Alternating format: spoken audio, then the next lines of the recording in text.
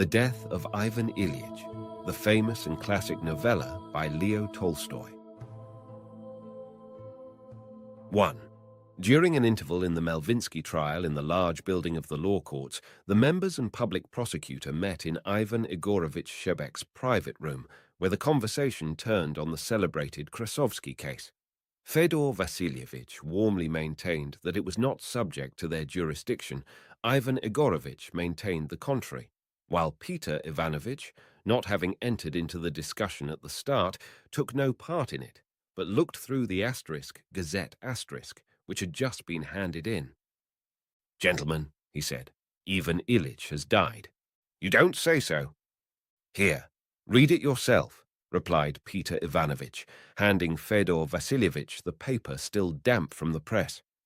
Surrounded by a black border were the words, "Praskovya Fedorovna Golovina, with profound sorrow, informs relatives and friends of the demise of her beloved husband, Ivan Ilyich Golovin, member of the Court of Justice, which occurred on February 4th of this year, 1882.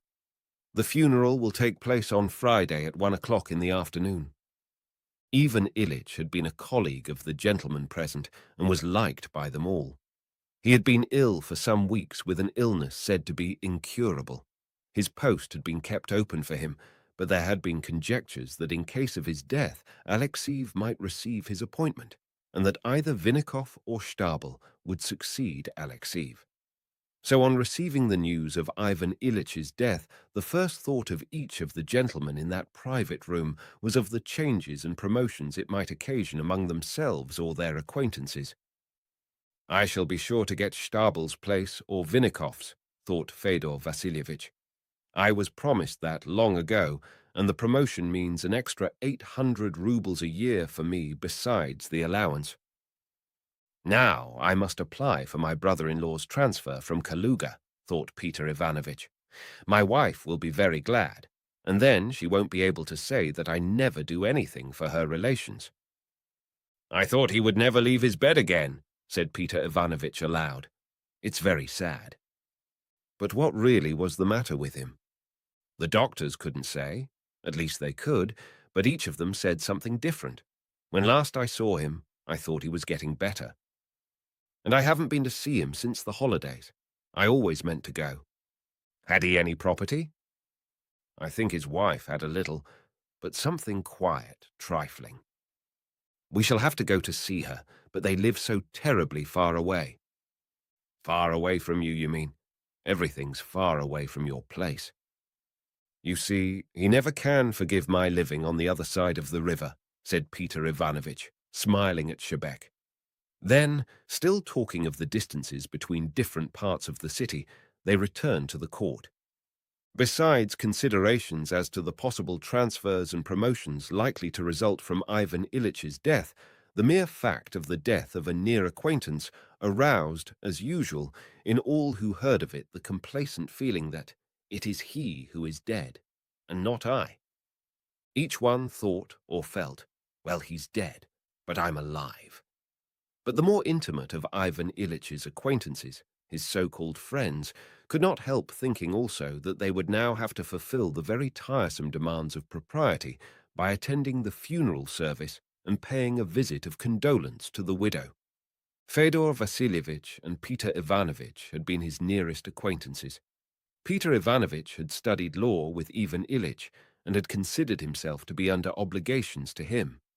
Having told his wife at dinner-time of Ivan Ilyич's death and of his conjecture that it might be possible to get her brother transferred to their circuit, Peter Ivanovich sacrificed his usual nap, put on his evening clothes, and drove to Ivan Ilyич's house. At the entrance stood a carriage and 2 cabs. Leaning against the wall in the hall downstairs near the cloak-stand was a coffin lid covered with cloth of gold, ornamented with gold cord and tassels that had been polished up with metal powder. 2 ladies in black were taking off their fur cloaks. Peter Ivanovich recognized one of them as Ivan Ilyич's sister, but the other was a stranger to him. His colleague Schwartz was just coming downstairs, but on seeing Peter Ivanovich enter, he stopped and winked at him, as if to say, "Ivan Ilyich has made a mess of things, not like you and me." Schwartz's face, with his Piccadilly whiskers and his slim figure in evening dress, had as usual an air of elegant solemnity, which contrasted with the playfulness of his character and had a special piquancy here, or so it seemed to Peter Ivanovitch. Peter Ivanovitch allowed the ladies to precede him and slowly followed them upstairs. Schwartz did not come down, but remained where he was, and Peter Ivanovitch understood that he wanted to arrange where they should play bridge that evening. The ladies went upstairs to the widow's room, and Schwartz, with seriously compressed lips, but a playful look in his eyes, indicated by a twist of his eyebrows the room to the right where the body lay. Peter Ivanovitch, like everyone else on such occasions, entered feeling uncertain what he would have to do. All he knew was that at such times it is always safe to cross oneself, but he was not quite sure whether one should make obeisances while doing so. He therefore adopted a middle course. On entering the room, he began crossing himself and made a slight movement resembling a bow. At the same time, as far as the motion of his head and arm allowed, he surveyed the room. Two young men, apparently nephews, one of whom was a high school pupil, were leaving the room, crossing themselves as they did so. An old woman was standing motionless, and a lady with strangely arched eyebrows was saying something to her in a whisper. A vigorous, resolute church reader in a frock coat was reading something in a loud voice with an expression that precluded any contradiction. The butler's assistant, Gerasim, stepping lightly in front of Peter Ivanovitch, was strewing something on the floor. Noticing this, Peter Ivanovitch was immediately aware of a faint odor of a decomposing body.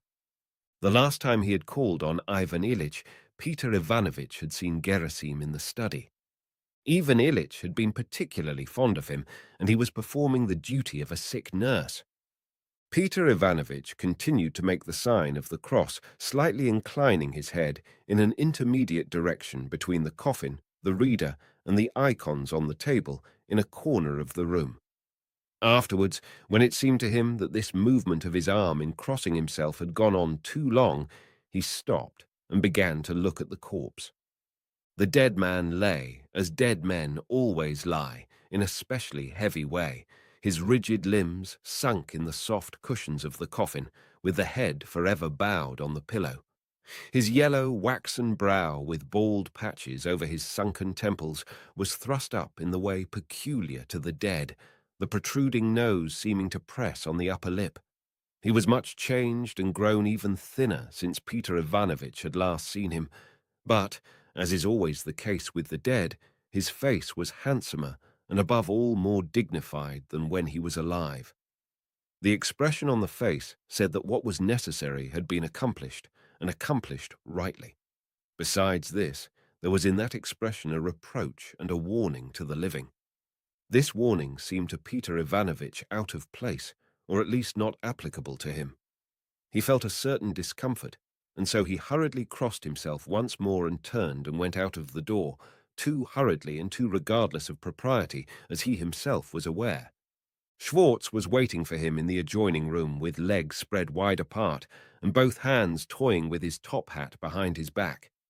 The mere sight of that playful, well-groomed and elegant figure refreshed Peter Ivanovitch. He felt that Schwartz was above all these happenings and would not surrender to any depressing influences. His very look said that this incident of a church service for Ivan Ilyich could not be a sufficient reason for infringing the order of the session. In other words, that it would certainly not prevent his unwrapping a new pack of cards and shuffling them that evening, while a footman placed fresh candles on the table. In fact, that there was no reason for supposing that this incident would hinder their spending the evening agreeably. Indeed, he said this in a whisper as Peter Ivanovitch passed him, proposing that they should meet for a game at Fedor Vasilievich's.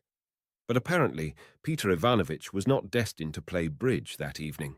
Praskovya Fedorovna, a short, fat woman who, despite all efforts to the contrary, had continued to broaden steadily from her shoulders downwards, and who had the same extraordinarily arched eyebrows as the lady who had been standing by the coffin, dressed all in black, her head covered with lace, came out of her own room with some other ladies, conducted them to the room where the dead body lay, and said, The service will begin immediately.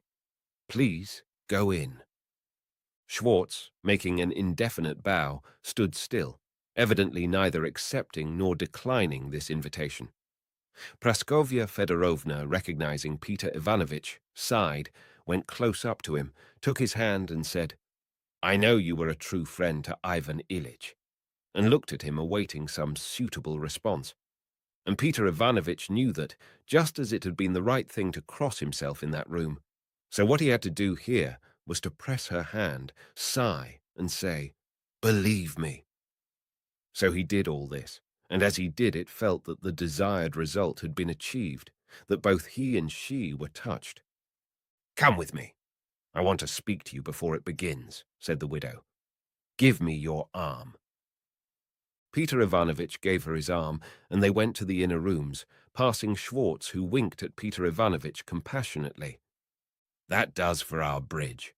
Don't object if we find another player. Perhaps you can cut in when you do escape," said his playful look. Peter Ivanovitch sighed still more deeply and despondently, and Praskovya Fedorovna pressed his arm gratefully.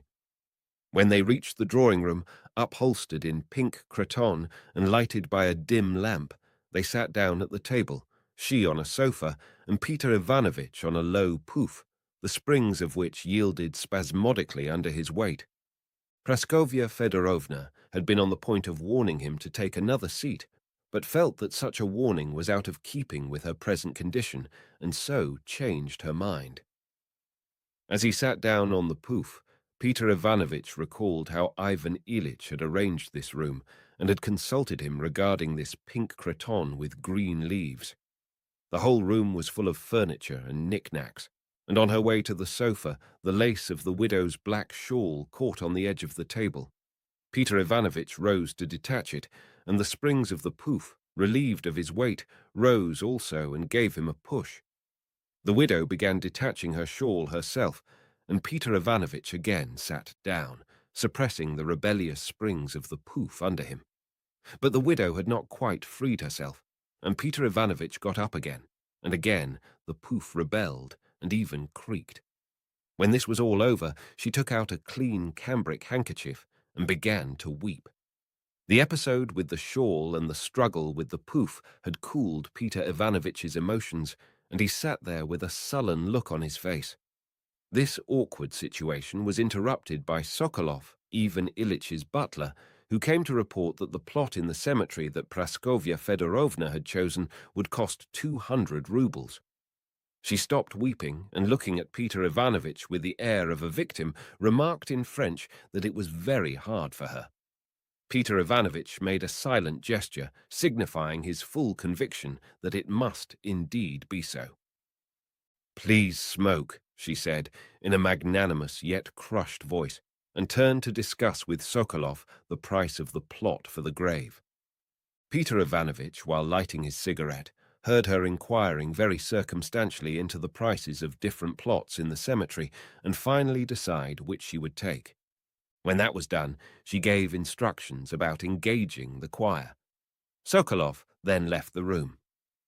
"I look after everything myself," she told Peter Ivanovitch, shifting the albums that lay on the table, and noticing that the table was endangered by his cigarette ash, she immediately passed him an ashtray, saying as she did so, "I consider it an affectation to say that my grief prevents my attending to practical affairs.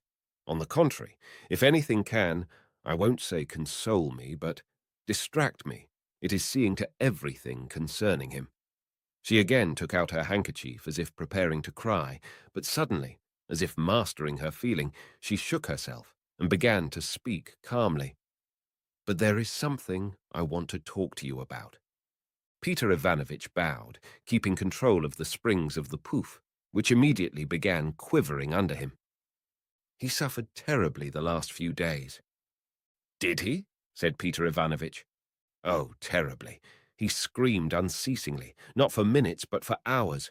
For the last 3 days he screamed incessantly. It was unendurable. I cannot understand how I bore it. You could hear him 3 rooms off. Oh, what I have suffered." "Is it possible that he was conscious all that time?" asked Peter Ivanovitch. "Yes," she whispered. to the last moment. He took leave of us a quarter of an hour before he died and asked us to take Volodya away.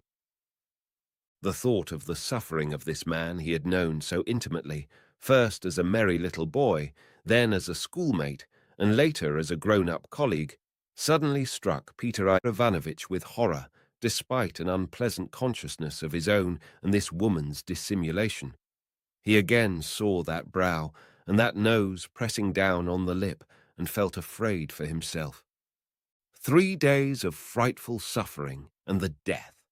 Why, that might suddenly, at any time, happen to me, he thought, and for a moment felt terrified. But he did not himself know how. The customary reflection at once occurred to him that this had happened to Ivan Ilyich and not to him, and that it should not and could not happen to him, and that to think that it would be yielding to depression, which he ought not to do, as Schwartz's expression plainly showed. After which reflection, Peter Ivanovitch felt reassured and began to ask with interest about the details of Ivan Ilyich's death, as though death was an accident natural to Ivan Ilyich, but certainly not to himself. After many details of the really dreadful physical sufferings Ivan Ilyich had endured, which details he learnt only from the effect those sufferings had produced on Praskovya Fedorovna's nerves, the widow apparently found it necessary to get to business. "Oh, Peter Ivanovitch, how hard it is! How terribly, terribly hard!" And she again began to weep. Peter Ivanovitch sighed and waited for her to finish blowing her nose. When she had done so, he said, "Believe me." And she again began talking and brought out what was evidently her chief concern with him, namely to question him as to how she could obtain a grant of money from the government on the occasion of her husband's death.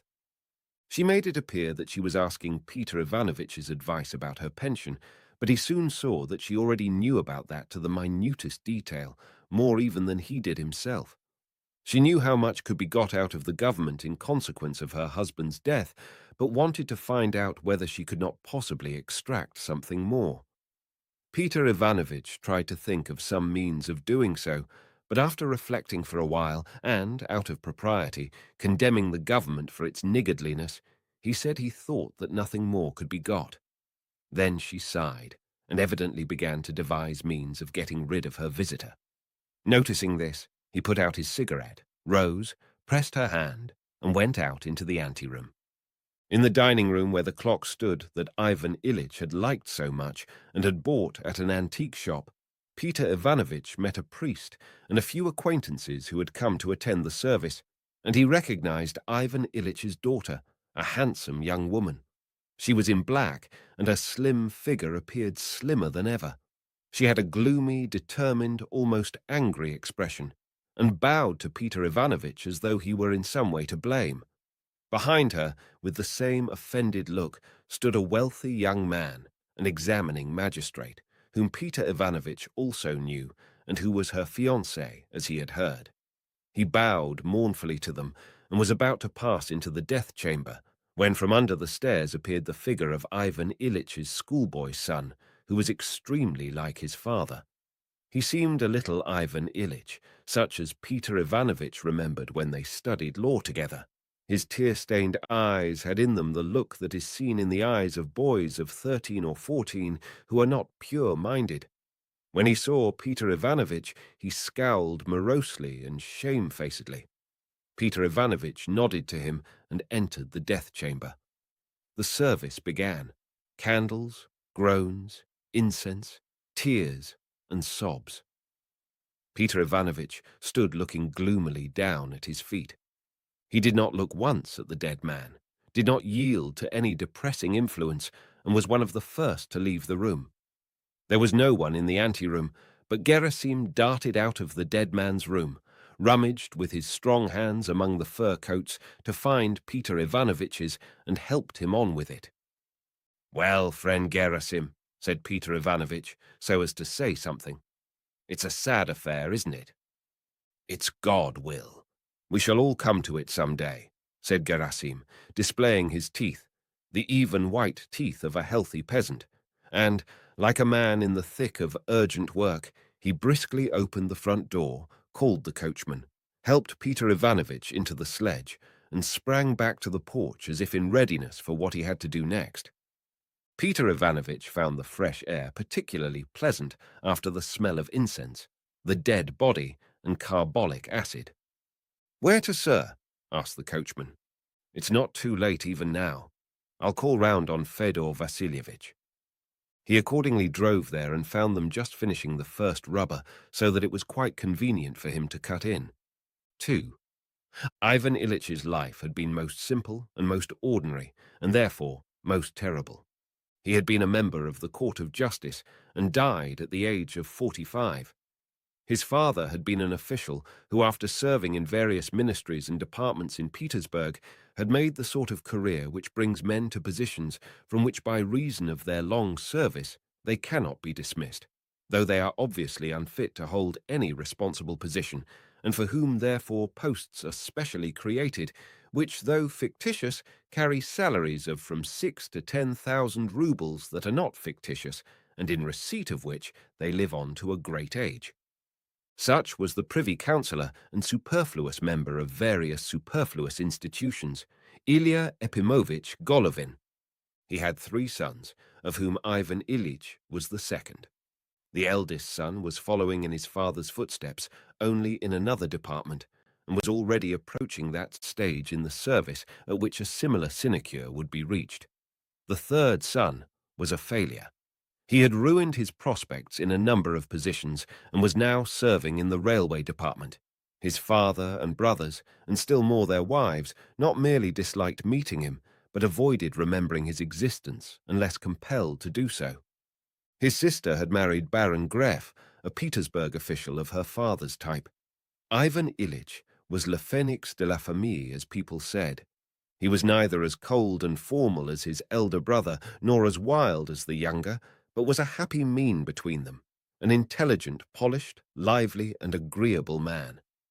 He had studied with his younger brother at the School of Law, but the latter had failed to complete the course and was expelled when he was in the 5th class. Ivan Ilyich finished the course well. Even when he was at the School of Law, he was just what he remained for the rest of his life, a capable, cheerful, good-natured, and sociable man, though strict in the fulfillment of what he considered to be his duty. And he considered his duty to be what was so considered by those in authority. Neither as a boy nor as a man was he a toady, but from early youth was by nature attracted to people of high station as a fly is drawn to the light, assimilating their ways and views of life and establishing friendly relations with them. All the enthusiasms of childhood and youth passed without leaving much trace on him. He succumbed to sensuality, to vanity, and finally, in the upper classes, to liberalism, but always within limits, which his instinct unfailingly indicated to him as correct. At school, he had done things which had formerly seemed to him very horrid and made him feel disgusted with himself when he did them. But when later on he saw that such actions were done by people of good position and that they did not regard them as wrong, he was able not exactly to regard them as right, but to forget about them entirely or not be at all troubled at remembering them. Having graduated from the School of Law and qualified for the 10th rank of the civil service, and having received money from his father for his equipment, Ivan Ilyich ordered himself clothes at Sharma's. The fashionable tailor hung a medallion inscribed Respis Finum on his watch chain, took leave of his professor, and the prince, who was patron of the school, had a farewell dinner with his comrades at Donon's first-class restaurant, and with his new and fashionable portmanteau, linen, clothes, shaving and other toilet appliances, and a travelling rug, all purchased at the best shops, he set off for one of the provinces where, through his father's influence, he had been attached to the governor as an official for special service. In the province, Ivan Ilyich soon arranged as easy and agreeable a position for himself as he had had at the School of Law. He performed his official task, made his career, and at the same time amused himself pleasantly and decorously.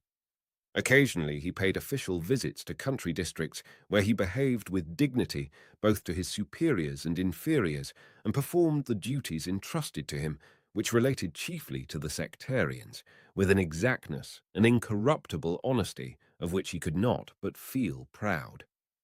In official matters, despite his youth and taste for frivolous gaiety, he was exceedingly reserved, punctilious, and even severe. But in society, he was often amusing and witty, and always good-natured, correct in his manner, and bon enfant, as the governor and his wife, with whom he was like one of the family, used to say of him. In the province, he had an affair with a lady who made advances to the elegant young lawyer, and there was also a milliner, and there were carousals with aides-de-camp who visited the district, and after-supper visits to a certain outlying street of doubtful reputation, and there was too some obsequiousness to his chief, and even to his chief's wife. But all this was done with such a tone of good breeding that no hard names could be applied to it. It all came under the heading of the French saying, "Il faut que jeunesse se passe." It was all done with clean hands, in clean linen, with French phrases, and above all among people of the best society, and consequently with the approval of people of rank. So Ivan Ilyich served for 5 years, and then came a change in his official life. The new and reformed judicial institutions were introduced, and new men were needed. Ivan Ilyich became such a new man. He was offered the post of examining magistrate, and he accepted it, though the post was in another province, and obliged him to give up the connections he had formed and to make new ones. His friends met to give him a send-off. They had a group photograph taken and presented him with a silver cigarette case, and he set off to his new post. As examining magistrate, Ivan Ilyich was just as comme il faut and decorous a man, inspiring general respect and capable of separating his official duties from his private life, as he had been when acting as an official on special service. His duties now as examining magistrate were far more interesting and attractive than before. In his former position, it had been pleasant to wear an undress uniform made by Sharma and to pass through the crowd of petitioners and officials who were timorously awaiting an audience with the governor and who envied him as with free and easy gait he went straight into his chief's private room to have a cup of tea and a cigarette with him. But not many people had then been directly dependent on him. Only police officials and the sectarians when he went on special missions, and he liked to treat them politely, almost as comrades, as if he were letting them feel that he who had the power to crush them was treating them in this simple, friendly way. There were then but few such people. But now, as an examining magistrate, even Ilyich felt that everyone without exception, even the most important and self-satisfied, was in his power, and that he need only write a few words on a sheet of paper with a certain heading, and this or that important, self-satisfied person would be brought before him in the role of an accused person or a witness, and if he did not choose to allow him to sit down, would have to stand before him and answer his questions. Ivan Ilyich never abused his power.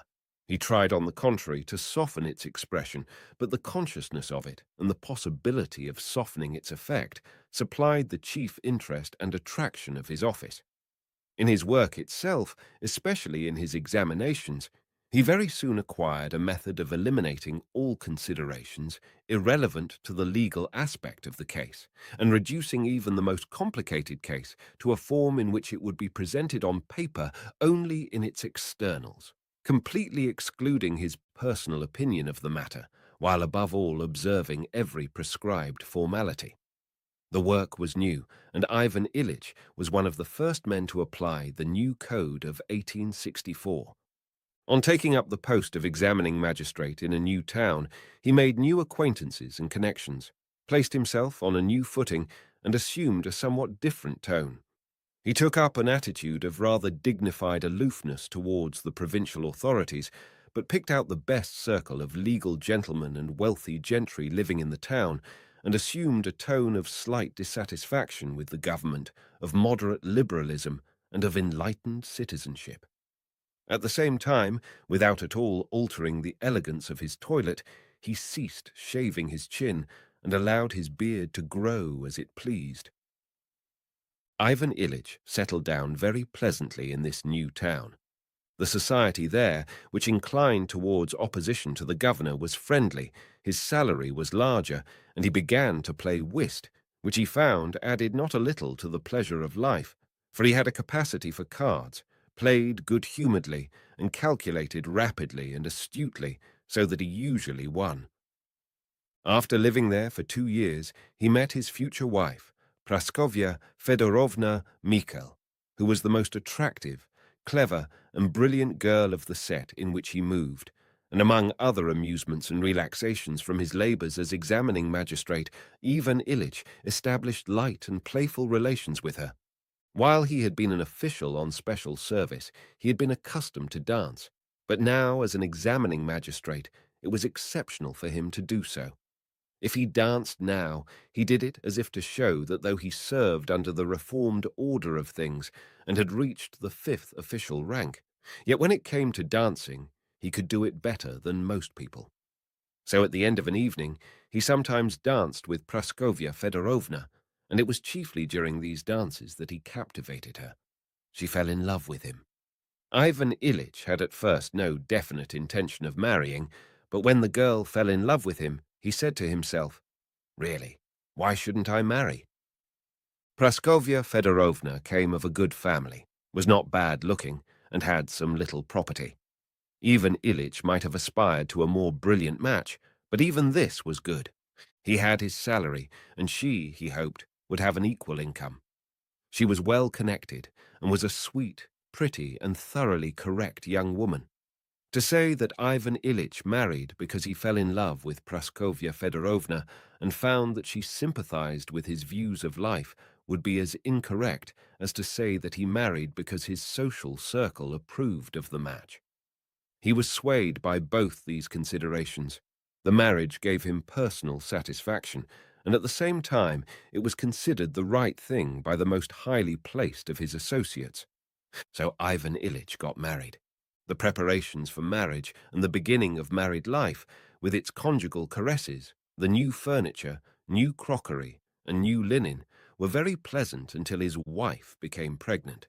So that Ivan Ilyich had begun to think that marriage would not impair the easy, agreeable, gay, and always decorous character of his life, approved of by society and regarded by himself as natural, but would even improve it.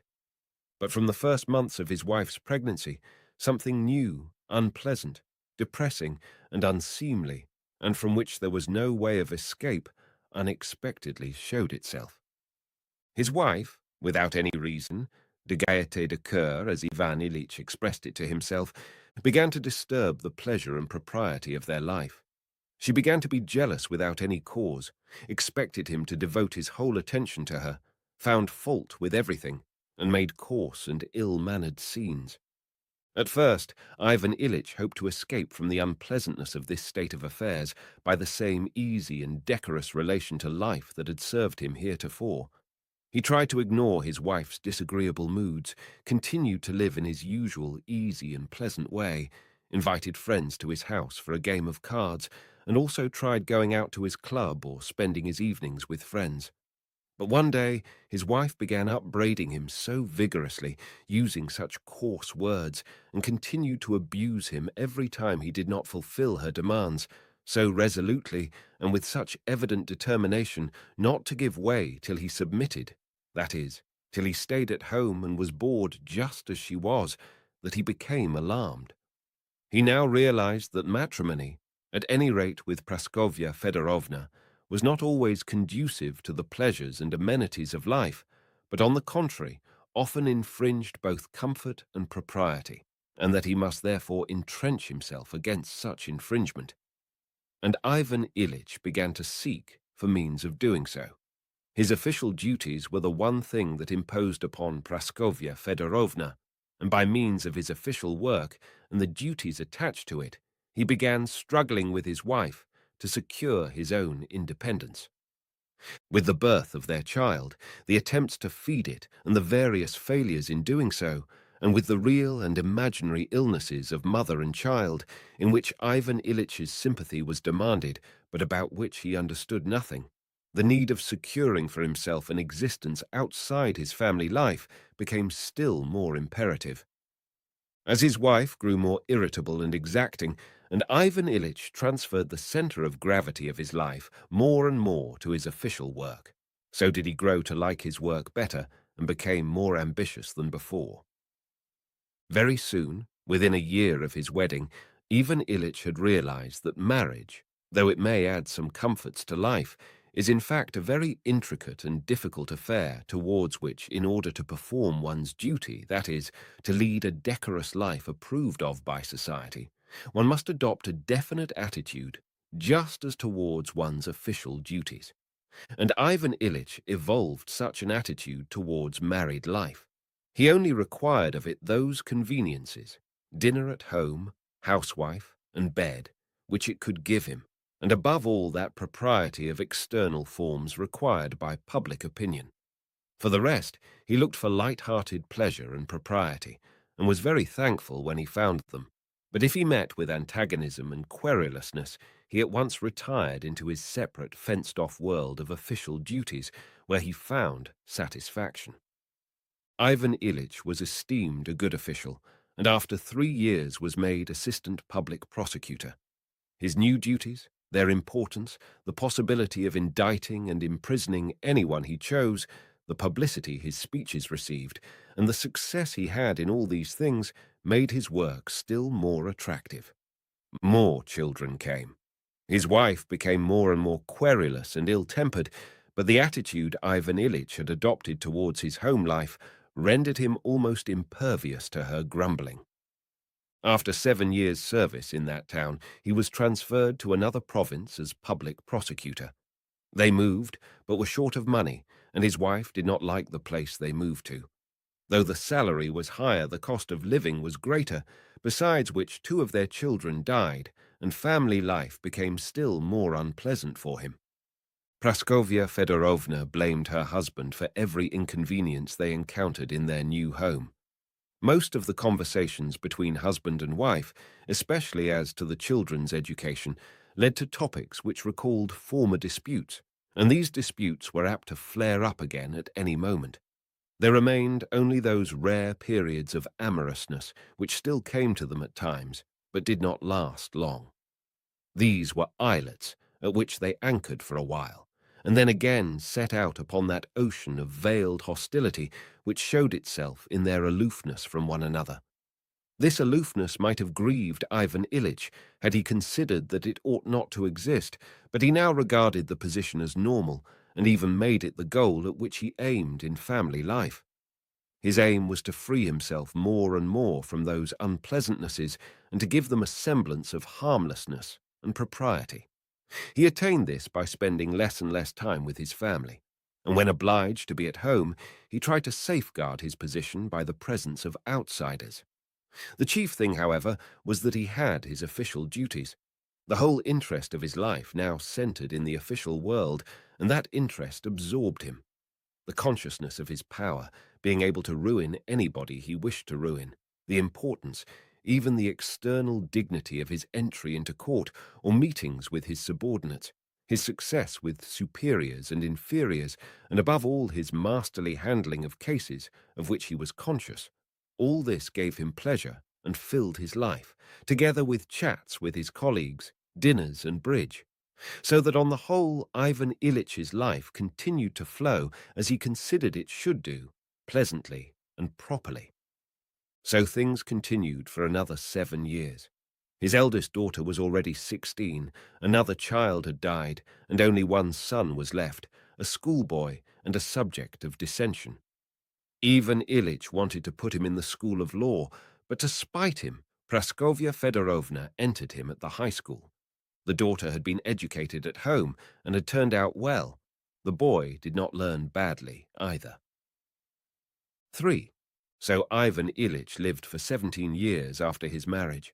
He was already a public prosecutor of long standing and had declined several proposed transfers while awaiting a more desirable post, when an unanticipated and unpleasant occurrence quite upset the peaceful course of his life. He was expecting to be offered the post of presiding judge in a university town, but Hopper somehow came to the front and obtained the appointment instead. Ivan Ilyich became irritable, reproached Hopper, and quarrelled both with him and with his immediate superiors, who became colder to him and again passed him over when other appointments were made. This was in 1880, the hardest year of Ivan Ilyich's life. It was then that it became evident, on the one hand, that his salary was insufficient for them to live on, and on the other, that he had been forgotten, and not only this, but that what was for him the greatest and most cruel injustice appeared to others a quite ordinary occurrence. Even his father did not consider it his duty to help him. Ivan Ilyich felt himself abandoned by everyone, and that they regarded his position with a salary of 3,500 rubles as quite normal and even fortunate. He alone knew that with the consciousness of the injustices done him, with his wife's incessant nagging, and with the debts he had contracted by living beyond his means, his position was far from normal.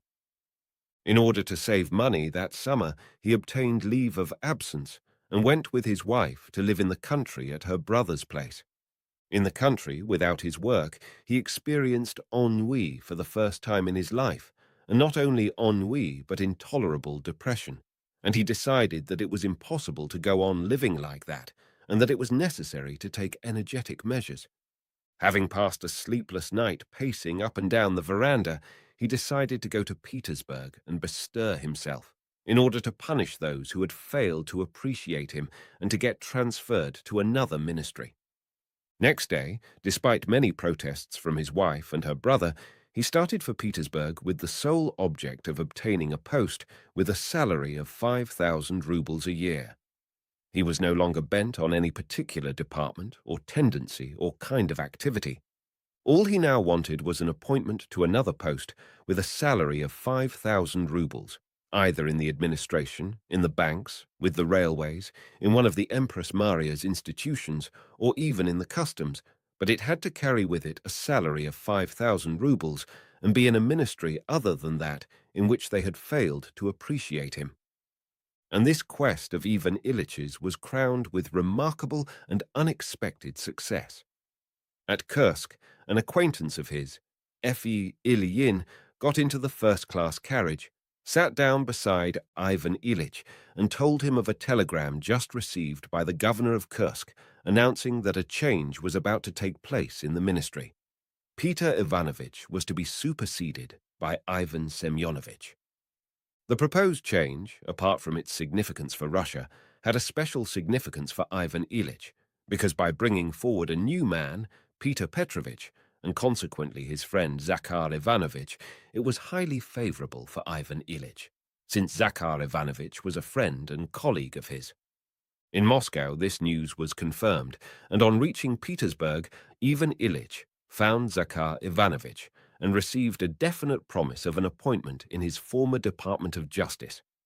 A week later, he telegraphed to his wife, "Zakhar, in Miller's place. I shall receive appointment on presentation of report." Thanks to this change of personnel, Ivan Ilyich had unexpectedly obtained an appointment in his former ministry, which placed him 2 states above his former colleagues, besides giving him 5,000 rubles salary and 3,500 rubles for expenses connected with his removal. All his ill humor towards his former enemies and the whole department vanished, and Ivan Ilyich was completely happy. He returned to the country more cheerful and contented than he had been for a long time. Praskovya Fedorovna also cheered up, and a truce was arranged between them. Ivan Ilyich told of how he had been feted by everybody in Petersburg, how all those who had been his enemies were put to shame and now fawned on him, how envious they were of his appointment, and how much everybody in Petersburg had liked him. Praskovya Fedorovna listened to all this and appeared to believe it. She did not contradict anything, but only made plans for their life in the town to which they were going. Ivan Ilyich saw with delight that these plans were his plans, that he and his wife agreed, and that, after a stumble, his life was regaining its due and natural character of pleasant light-heartedness and decorum. Ivan Ilyich had come back for a short time only, for he had to take up his new duties on the 10th of September. Moreover, he needed time to settle into the new place, to move all his belongings from the province, and to buy and order many additional things. In a word, to make such arrangements as he had resolved on, which were almost exactly what Praskovya Fedorovna too had decided on. Now that everything had happened so fortunately, and that he and his wife were at one in their aims, and moreover saw so little of one another, they got on together better than they had done since the first years of marriage. Ivan Ilyich had thought of taking his family away with him at once, but the insistence of his wife's brother and her sister-in-law, who had suddenly become particularly amiable and friendly to him and his family, induced him to depart alone. So he departed, and the cheerful state of mind induced by his success and by the harmony between his wife and himself, the one intensifying the other, did not leave him. He found a delightful house, just the thing both he and his wife had dreamt of. Spacious, lofty reception rooms in the old style, a convenient and dignified study, rooms for his wife and daughter, a study for his son. It might have been specially built for them. Ivan Ilyich himself superintended the arrangements, chose the wallpapers, supplemented the furniture, preferably with antiques which he considered particularly comme il faut, and supervised the upholstering. Everything progressed and approached the ideal he had set himself. Even when things were only half completed, they exceeded his expectations. He saw what a refined and elegant character, free from vulgarity, it would all have when it was ready. On falling asleep, he pictured to himself how the reception room would look. Looking at the yet unfinished drawing room, he could see the fireplace, the screen, the what-not cabinet, the little chairs dotted here and there, the dishes and plates on the walls, and the bronzes, as they would be when everything was in place. He was pleased by the thought of how his wife and daughter, who shared his taste in this matter, would be impressed by it. They were certainly not expecting as much. He had been particularly successful in finding and buying cheaply antiques, which gave a particularly aristocratic character to the whole place. But in his letters, he intentionally understated everything in order to be able to surprise them. All this so absorbed him that his new duties, though he liked his official work, interested him less than he had expected. Sometimes he even had moments of absent-mindedness during the court sessions and would consider whether he should have straight or curved cornices for his curtains. He was so interested in it all that he often did things himself, rearranging the furniture or rehanging the curtains. Once, when mounting a step-ladder to show the upholsterer, who did not understand how he wanted the hangings draped, he made a false step and slipped, but being a strong and agile man, he clung on and only knocked his side against the knob of the window frame. The bruised place was painful, but the pain soon passed, and he felt particularly bright and well just then. He wrote, "I feel 15 years younger." He thought he would have everything ready by September, but it dragged on till mid-October. But the result was charming not only in his eyes, but to everyone who saw it. In reality, it was just what is usually seen in the houses of people of moderate means who want to appear rich, and therefore succeed only in resembling others like themselves.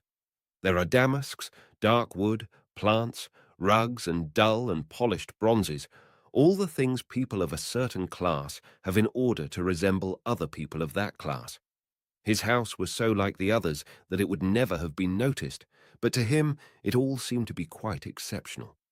He was very happy when he met his family at the station and brought them to the newly furnished house all lit up, where a footman in a white tie opened the door into the hall decorated with plants, and when they went on into the drawing-room and the study uttering exclamations of delight. He conducted them everywhere, drank in their praises eagerly, and beamed with pleasure. At tea that evening, when Praskovya Fedorovna, among other things, asked him about his fall, he laughed and showed them how he had gone flying and had frightened the upholsterer. "It's a good thing I'm a bit of an athlete. Another man might have been killed, but I merely knocked myself just here. It hurts when it's touched, but it's passing off already. It's only a bruise." So they began living in their new home, in which, as always happens, when they got thoroughly settled in, they found they were just one room short, and with the increased income, which as always was just a little, some 500 rubles, too little, but it was all very nice. Things went particularly well at first, before everything was finally arranged, and while something had still to be done, this thing bought, that thing ordered, another thing moved, and something else adjusted. Though there were some disputes between husband and wife, they were both so well satisfied and had so much to do that it all passed off without any serious quarrels. When nothing was left to arrange, it became rather dull, and something seemed to be lacking, but they were then making acquaintances, forming habits, and life was growing fuller. Ivan Ilyich spent his mornings at the law court and came home to Dinah, and at first he was generally in a good humor, though he occasionally became irritable just on account of his house. Every spot on the tablecloth or the upholstery, and every broken window blind string irritated him. He had devoted so much trouble to arranging it all that every disturbance of it distressed him. But on the whole, his life ran its course as he believed life should do, easily, pleasantly, and decorously. He got up at 9, drank his coffee, read the paper, and then put on his undress uniform and went to the law courts. There, the harness in which he worked had already been stretched to fit him, and he donned it without a hitch. Petitioners, inquiries at the Chancery itself, and the sittings public and administrative. In all this, the thing was to exclude everything fresh and vital, which always disturbs the regular course of official business, and to admit only official relations with people, and then only on official grounds. A man would come, for instance, wanting some information. Ivan Ilyich, as one in whose sphere the matter did not lie, would have nothing to do with him. But if the man had some business with him in his official capacity, something that could be expressed on officially stamped paper, he would do everything, positively everything he could within the limits of such relations, and in doing so would maintain the semblance of friendly human relations, that is, would observe the courtesies of life. As soon as the official relations ended, so did everything else. Ivan Ilyich possessed this capacity to separate his real life from the official side of affairs and not mix the two in the highest degree, and by long practice and natural aptitude had brought it to such a pitch that sometimes, in the manner of a virtuoso, he would even allow himself to let the human and official relations mingle. He let himself do this just because he felt that he could at any time he chose resume the strictly official attitude again and drop the human relation. And he did it all easily, pleasantly, correctly, and even artistically. In the intervals between the sessions he smoked, drank tea, chatted a little about politics, a little about general topics, a little about cards, but most of all about official appointments. Tired, but with the feelings of a virtuoso, one of the first violins who has played his part in an orchestra with precision, he would return home to find that his wife and daughter had been out paying calls, or had a visitor, and that his son had been to school, had done his homework with his tutor, and was surely learning what is taught at high schools. Everything was as it should be. After dinner, if they had no visitors, even Ilyich sometimes read a book that was being much discussed at the time, and in the evening settled down to work, that is, read official papers, compared the depositions of witnesses, and noted paragraphs of the code applying to them. This was neither dull nor amusing. It was dull when he might have been playing bridge, but if no bridge was available, it was at any rate better than doing nothing or sitting with his wife. Ivan Ilyich's chief pleasure was giving little dinners to which he invited men and women of good social position, and just as his drawing-room resembled all other drawing-rooms, so did his enjoyable little parties resemble all other such parties. Once they even gave a dance. Ivan Ilyich enjoyed it, and everything went off well, except that it led to a violent quarrel with his wife about the cakes and sweets. Praskovya Fedorovna had made her own plans, but Ivan Ilyich insisted on getting everything from an expensive confectioner and ordered too many cakes, and the quarrel occurred because some of those cakes were left over and the confectioner's bill came to 45 rubles. It was a great and disagreeable quarrel. Praskovya Fedorovna called him a fool and an imbecile, and he clutched at his head and made angry allusions to divorce. But the dance itself had been enjoyable. The best people were there, and Ivan Ilyich had danced with Princess Trufonova, a sister of the distinguished founder of the society. Bear my burden. The pleasures connected with his work were pleasures of ambition. His social pleasures were those of vanity, but Ivan Ilyich's greatest pleasure was playing bridge. He acknowledged that whatever disagreeable incident happened in his life, the pleasure that beamed like a ray of light above everything else was to sit down to bridge with good players, not noisy partners, and of course to four-handed bridge. With 5 players it was annoying to have to stand out, though one pretended not to mind, to play a clever and serious game when the cards allowed it, and then to have supper and drink a glass of wine. After a game of bridge, especially if he had won a little, to win a large sum was unpleasant, Ivan Ilyich went to bed in especially good humor. So they lived. They formed a circle of acquaintances among the best people and were visited by people of importance and by young folk.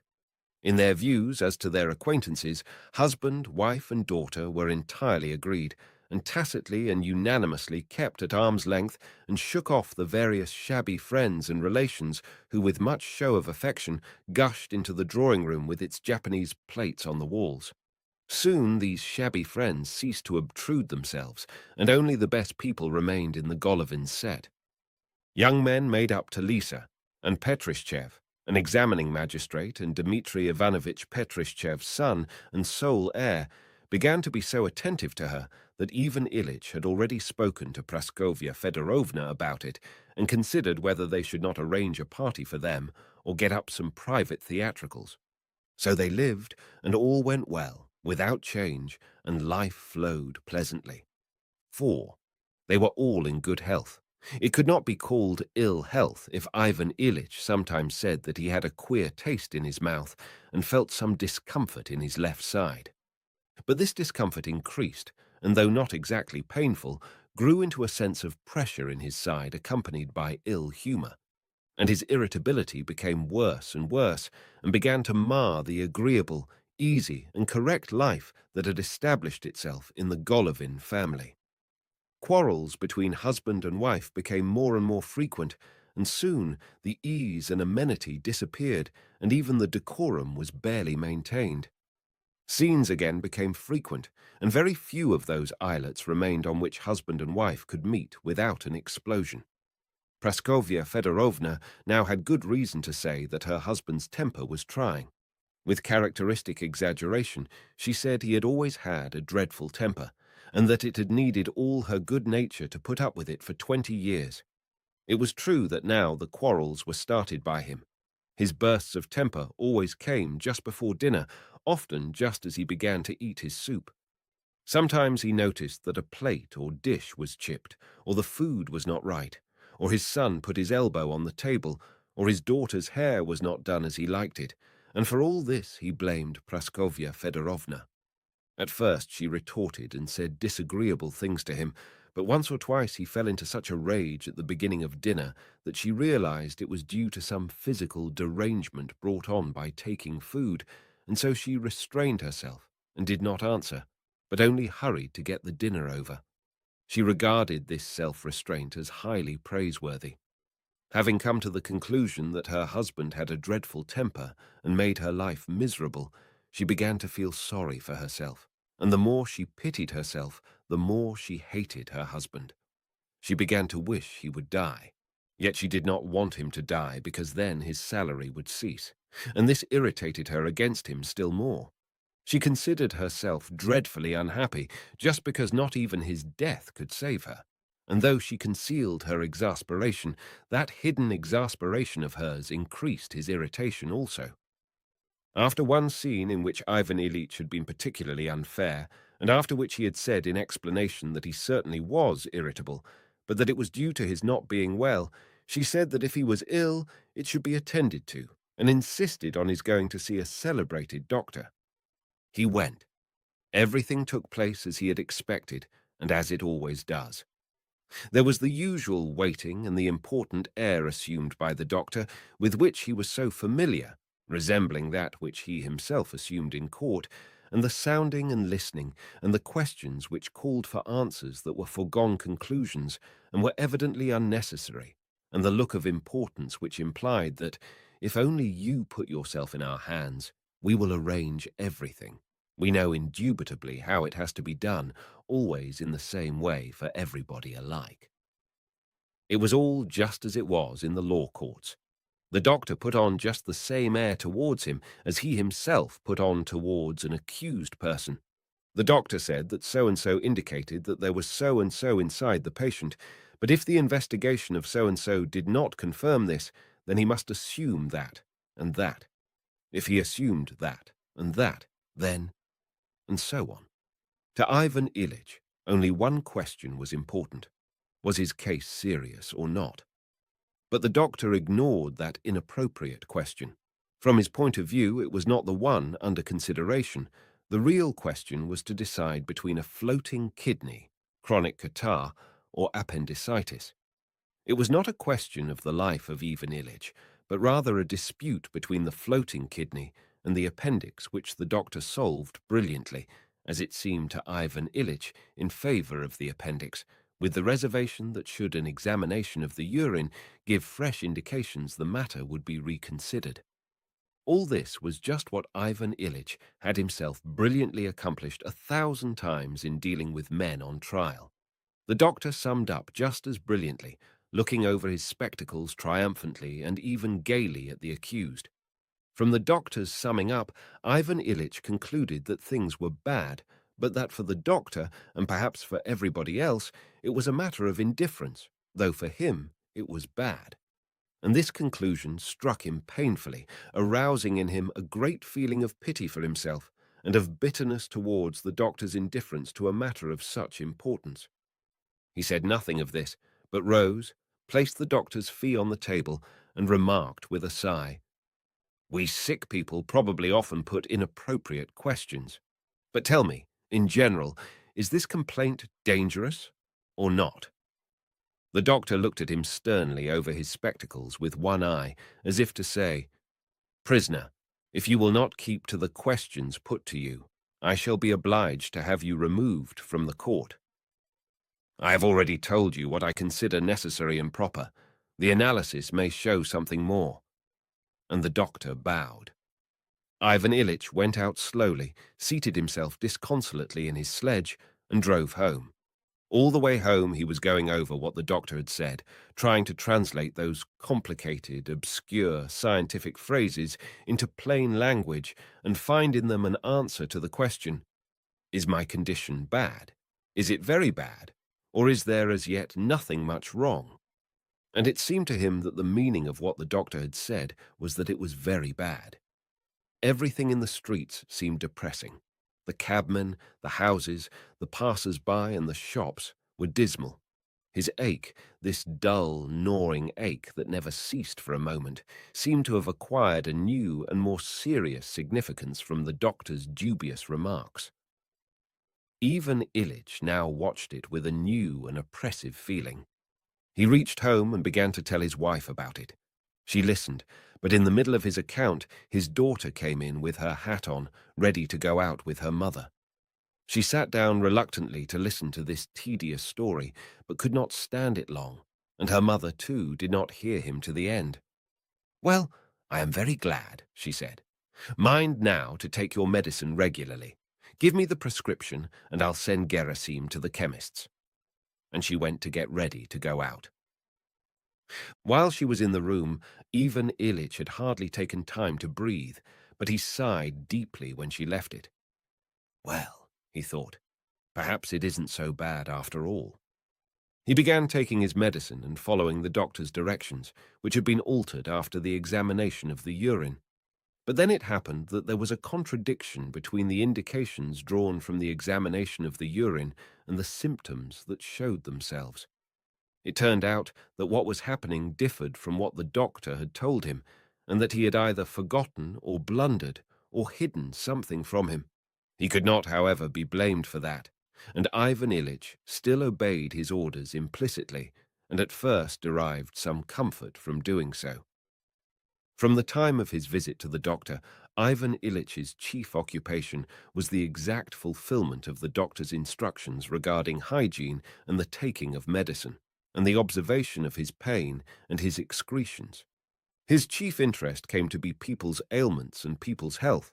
When sickness, deaths, or recoveries were mentioned in his presence, especially when the illness resembled his own, he listened with agitation, which he tried to hide, asked questions, and applied what he heard to his own case. The pain did not grow less, but Ivan Ilyich made efforts to force himself to think that he was better, and he could do this so long as nothing agitated him. But as soon as he had any unpleasantness with his wife, any lack of success in his official work, or held bad cards at bridge, he was at once acutely sensible of his disease. He had formerly borne such mischances, hoping soon to adjust what was wrong, to master it, and attain success, or make a grand slam. But now every mischance upset him and plunged him into despair. He would say to himself, "There now, just as I was beginning to get better, and the medicine had begun to take effect, comes this accursed misfortune or unpleasantness."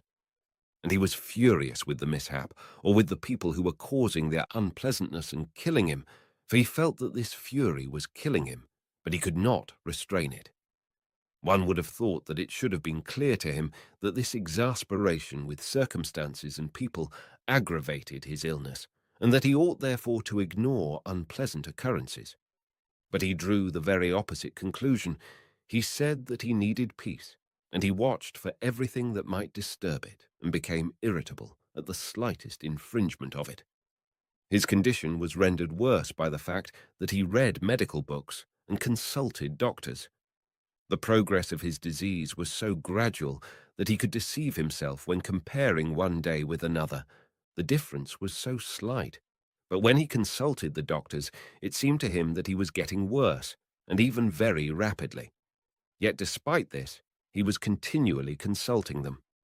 That month, he went to see another celebrity, who told him almost the same as the first had done, but put his questions rather differently. And the interview with this celebrity only increased Ivan Ilyich's doubts and fears.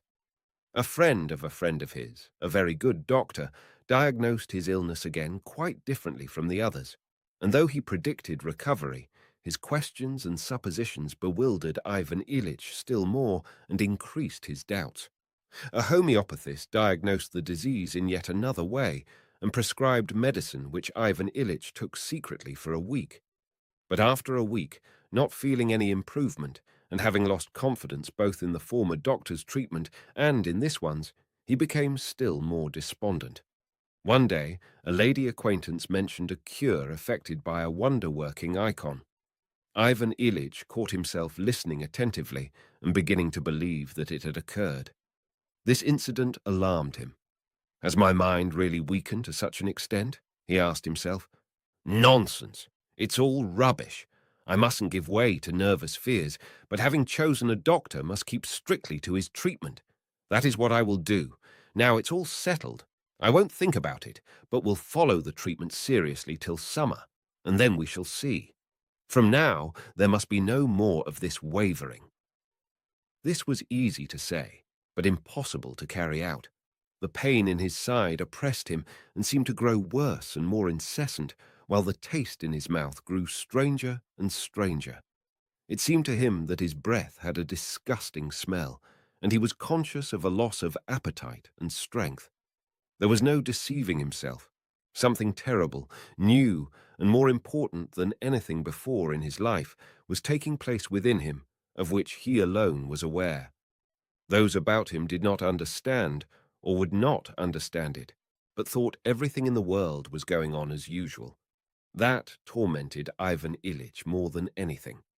He saw that his household, especially his wife and daughter, who were in a perfect whirl of visiting, did not understand anything of it, and were annoyed that he was so depressed and so exacting, as if he were to blame for it. Though they tried to disguise it, he saw that he was an obstacle in their path, and that his wife had adopted a definite line in regard to his illness, and kept to it regardless of anything he said or did. Her attitude was this. You know, she would say to her friends, Ivan Ilyich can't do as other people do, and keep to the treatment prescribed for him. One day he'll take his drops and keep strictly to his diet and go to bed in good time, but the next day, unless I watch him, he'll suddenly forget his medicine, eat sturgeon, which is forbidden, and sit up playing cards till 1 o'clock in the morning. Oh, come, when was that? Ivan Ilyich would ask in vexation. Only once at Peter Ivanovitch's. And yesterday with Shebek. Well, even if I hadn't stayed up, this pain would have kept me awake. Be that as it may, you'll never get well like that, but will always make us wretched. Praskovya Fedorovna's attitude to Ivan Ilyich's illness, as she expressed it both to others and to him, was that it was his own fault and was another of the annoyances he caused her. Ivan Ilyich felt that this opinion escaped her involuntarily, but that did not make it easier for him. At the law courts, too, Ivan Ilyich noticed, or thought he noticed, a strange attitude towards himself. It sometimes seemed to him that people were watching him inquisitively as a man whose place might soon be vacant. Then again, his friends would suddenly begin to chaff him in a friendly way about his low spirits, as if the awful, horrible, and unheard-of thing that was going on within him, incessantly gnawing at him and irresistibly drawing him away, was a very agreeable subject for jests. Schwartz, in particular, irritated him by his jocularity, vivacity, and savoir-faire, which reminded him of what he himself had been 10 years ago. Friends came to make up a set, and they sat down to cards. They dealt, bending the new cards to soften them, and he sorted the diamonds in his hand and found he had 7. His partner said, "No trumps," and supported him with 2 diamonds. What more could be wished for? It ought to be jolly and lively. They would make a grand slam.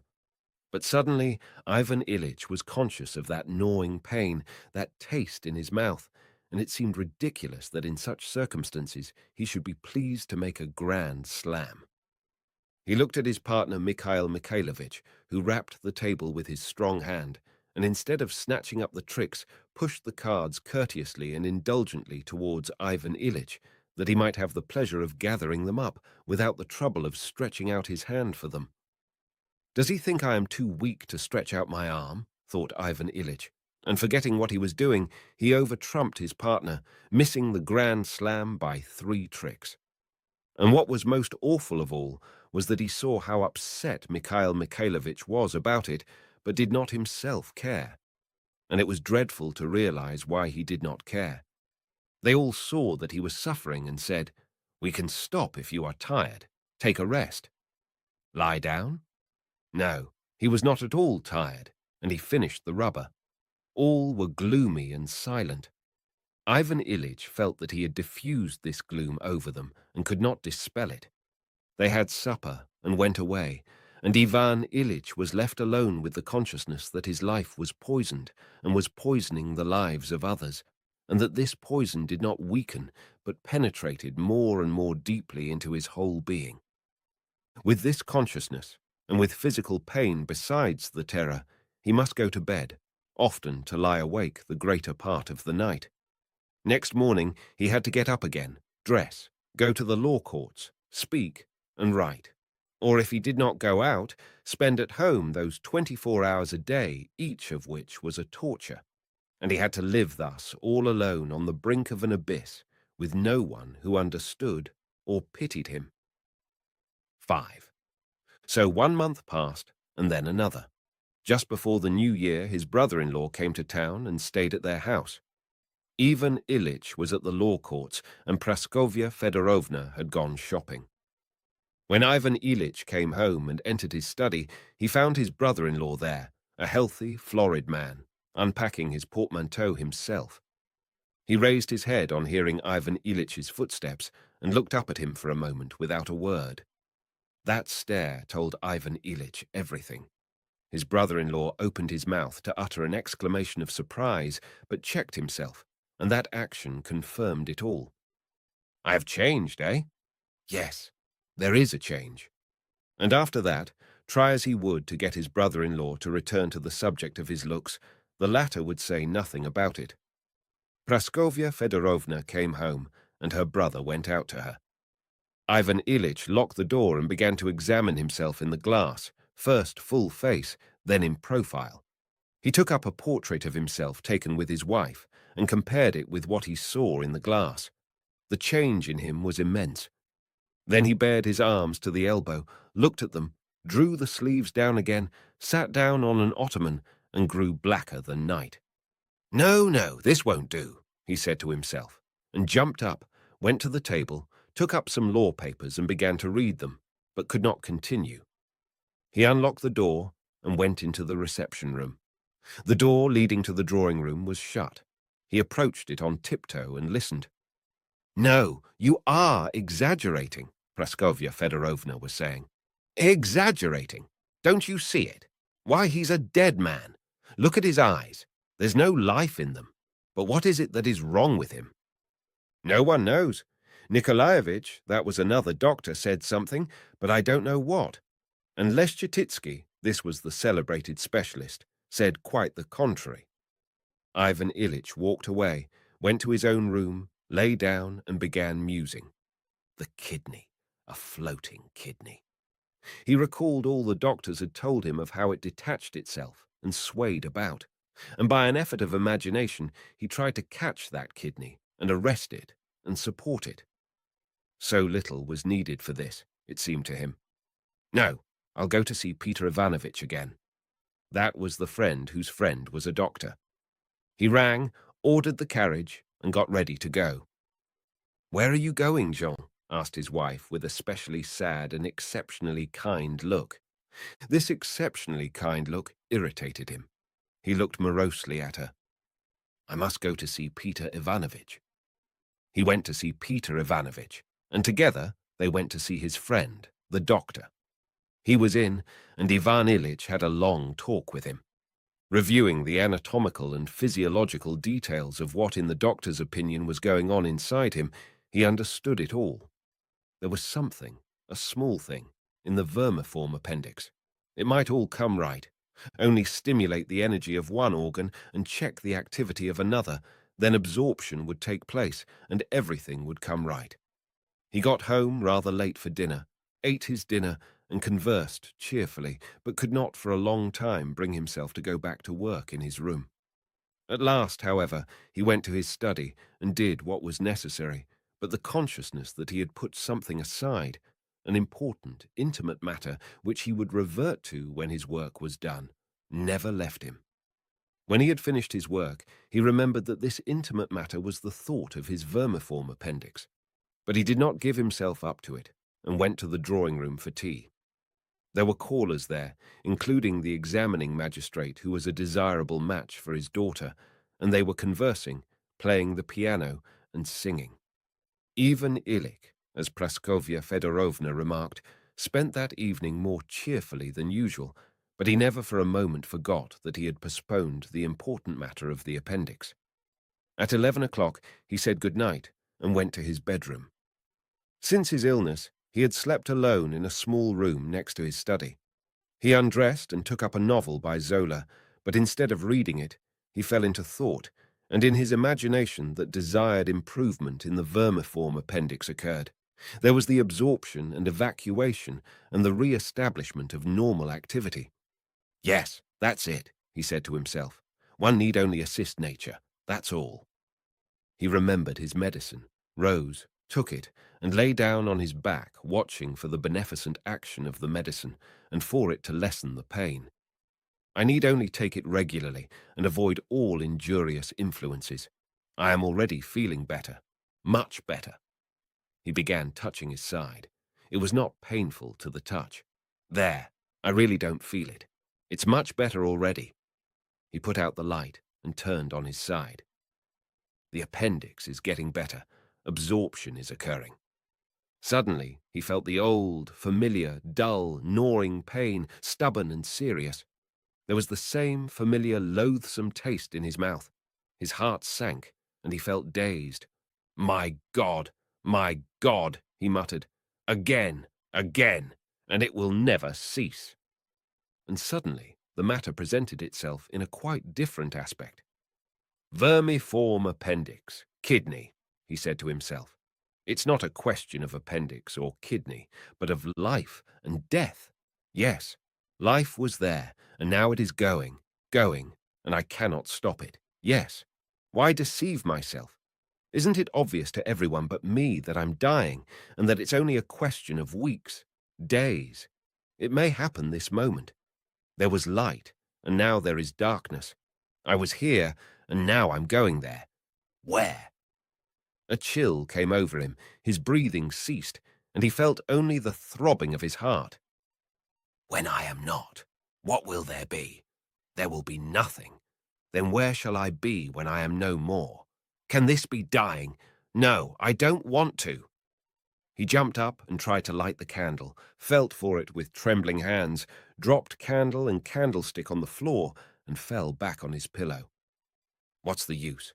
It makes no difference, he said to himself, staring with wide-open eyes into the darkness. Death. Yes, death. And none of them knows or wishes to know it, and they have no pity for me. Now they are playing. He heard through the door the distant sound of a song and its accompaniment. It's all the same to them, but they will die too. Fools. I first and they later, but it will be the same for them. And now they are merry. The beasts. Anger choked him, and he was agonizingly, unbearably miserable. It is impossible that all men have been doomed to suffer this awful horror. He raised himself. Something must be wrong. I must calm myself, must think it all over from the beginning. And he again began thinking. Yes, the beginning of my illness. I knocked my side, but I was still quite well that day and the next. It hurt a little, then rather more. I saw the doctors, then followed despondency and anguish, more doctors, and I drew nearer to the abyss. My strength grew less, and I kept coming nearer and nearer, and now I have wasted away, and there is no light in my eyes. I think of the appendix. But this is death. I think of mending the appendix, and all the while here is death. Can it really be death? Again terror seized him, and he gasped for breath. He leant down and began feeling for the matches, pressing with his elbow on the stand beside the bed. It was in his way and hurt him. He grew furious with it, pressed on it still harder, and upset it. Breathless and in despair, he fell on his back, expecting death to come immediately. Meanwhile, the visitors were leaving. Praskovya Fedorovna was seeing them off. She heard something fall and came in. What has happened? Nothing. I knocked it over accidentally. She went out and returned with a candle. He lay there panting heavily, like a man who has run 1,000 yards, and stared upwards at her with a fixed look. What is it, Jean? No, thing. I upset it. Why speak of it? She won't understand, he thought. And in truth, she did not understand. She picked up the stand, lit his candle, and hurried away to see another visitor off. When she came back, he still lay on his back, looking upwards. What is it? Do you feel worse? Yes. She shook her head and sat down. Do you know, Jean, I think we must ask Leschetitsky to come and see you here. This meant calling in the famous specialist, regardless of expense. He smiled malignantly and said, No. She remained a little longer and then went up to him and kissed his forehead. While she was kissing him, he hated her from the bottom of his soul and with difficulty refrained from pushing her away. Good night. Please God you'll sleep. Yes. 6. Ivan Ilyich saw that he was dying, and he was in continual despair. In the depth of his heart, he knew he was dying, but not only was he not accustomed to the thought, he simply did not and could not grasp it. The syllogism he had learnt from Kiesewetters' logic. Caius is a man, men are mortal, therefore Caius is mortal, had always seemed to him correct as applied to Caius, but certainly not as applied to himself. That Caius, man in the abstract, was mortal, was perfectly correct, but he was not Caius, not an abstract man, but a creature quite separate from all others.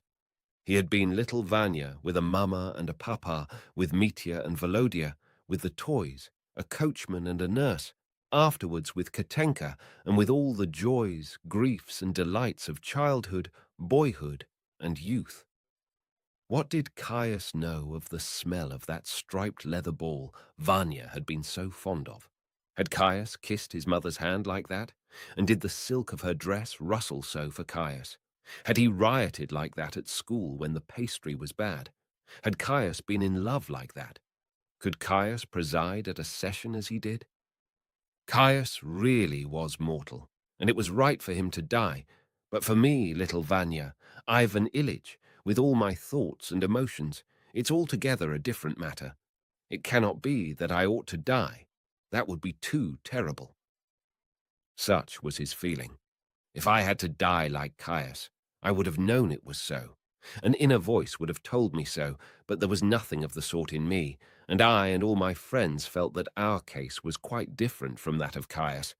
And now here it is, he said to himself. It can't be. It's impossible. But here it is. How is this? How is one to understand it? He could not understand it, and tried to drive this false, incorrect, morbid thought away, and to replace it by other proper and healthy thoughts. But that thought, and not the thought only but the reality itself, seemed to come and confront him. And to replace that thought, he called up a succession of others, hoping to find in them some support. He tried to get back into the former current of thoughts that had once screened the thought of death from him. But strange to say, all that had formerly shut off, hidden and destroyed his consciousness of death, no longer had that effect. Ivan Ilyich now spent most of his time in attempting to re-establish that old current. He would say to himself, I will take up my duties again. After all, I used to live by them. And banishing all doubts, he would go to the law courts, enter into conversation with his colleagues, and sit carelessly, as was his wont, scanning the crowd with a thoughtful look and leaning both his emaciated arms on the arms of his oak chair. Bending over as usual to a colleague and drawing his papers nearer, he would interchange whispers with him, and then suddenly raising his eyes and sitting erect, would pronounce certain words and open the proceedings. But suddenly, in the midst of those proceedings, the pain in his side, regardless of the stage the proceedings had reached, would begin its own gnawing work. Ivan Ilyich would turn his attention to it and try to drive the thought of it away, but without success. It would come and stand before him and look at him, and he would be petrified, and the light would die out of his eyes, and he would again begin asking himself whether it alone was true. And his colleagues and subordinates would see with surprise and distress that he, the brilliant and subtle judge, was becoming confused and making mistakes. He would shake himself, try to pull himself together, manage somehow to bring the sitting to a close, and return home with the sorrowful consciousness that his judicial labours could not as formerly hide from him what he wanted them to hide, and could not deliver him from it. And what was worst of all was that it drew his attention to itself, not in order to make him take some action, but only that he should look at it, look it straight in the face, look at it, and without doing anything, suffer inexpressibly. And to save himself from this condition, Ivan Ilyich looked for consolations, new screens. And new screens were found, and for a while seemed to save him. But then they immediately fell to pieces, or rather became transparent, as if it penetrated them, and nothing could veil it. In these latter days, he would go into the drawing-room he had arranged, that drawing-room where he had fallen, and for the sake of which, how bitterly ridiculous it seemed, he had sacrificed his life, for he knew that his illness originated with that knock. He would enter and see that something had scratched the polished table. He would look for the cause of this, and find that it was the bronze ornamentation of an album that had got bent. He would take up the expensive album which he had lovingly arranged, and feel vexed with his daughter and her friends for their untidiness, for the album was torn here and there, and some of the photographs turned upside down. He would put it carefully in order, and bend the ornamentation back into position. Then it would occur to him to place all those things in another corner of the room, near the plants. He would call the footman, but his daughter or wife would come to help him. They would not agree, and his wife would contradict him, and he would dispute and grow angry. But that was all right, for then he did not think about it. It was invisible. But then, when he was moving something himself, his wife would say, Let the servants do it. You will hurt yourself again. And suddenly it would flash through the screen and he would see it. It was just a flash, and he hoped it would disappear, but he would involuntarily pay attention to his side. It sits there as before, gnawing just the same. And he could no longer forget it, but could distinctly see it looking at him from behind the flowers. What is it all for? It really is so. I lost my life over that curtain as I might have done when storming a fort. Is that possible? How terrible and how stupid. It can't be true. It can't, but it is. He would go to his study, lie down, and again be alone with it, face to face with it, and nothing could be done with it except to look at it and shudder. 7. How it happened it is impossible to say, because it came about step by step, unnoticed, but in the 3rd month of Ivan Ilyич's illness, his wife, his daughter, his son, his acquaintances, the doctors, the servants, and above all he himself, were aware that the whole interest he had for other people was whether he would soon vacate his place, and at last release the living from the discomfort caused by his presence, and be himself released from his sufferings. He slept less and less. He was given opium and hypodermic injections of morphine, but this did not relieve him. The dull depression he experienced in a somnolent condition at first gave him a little relief, but only as something new. Afterwards it became as distressing as the pain itself, or even more so.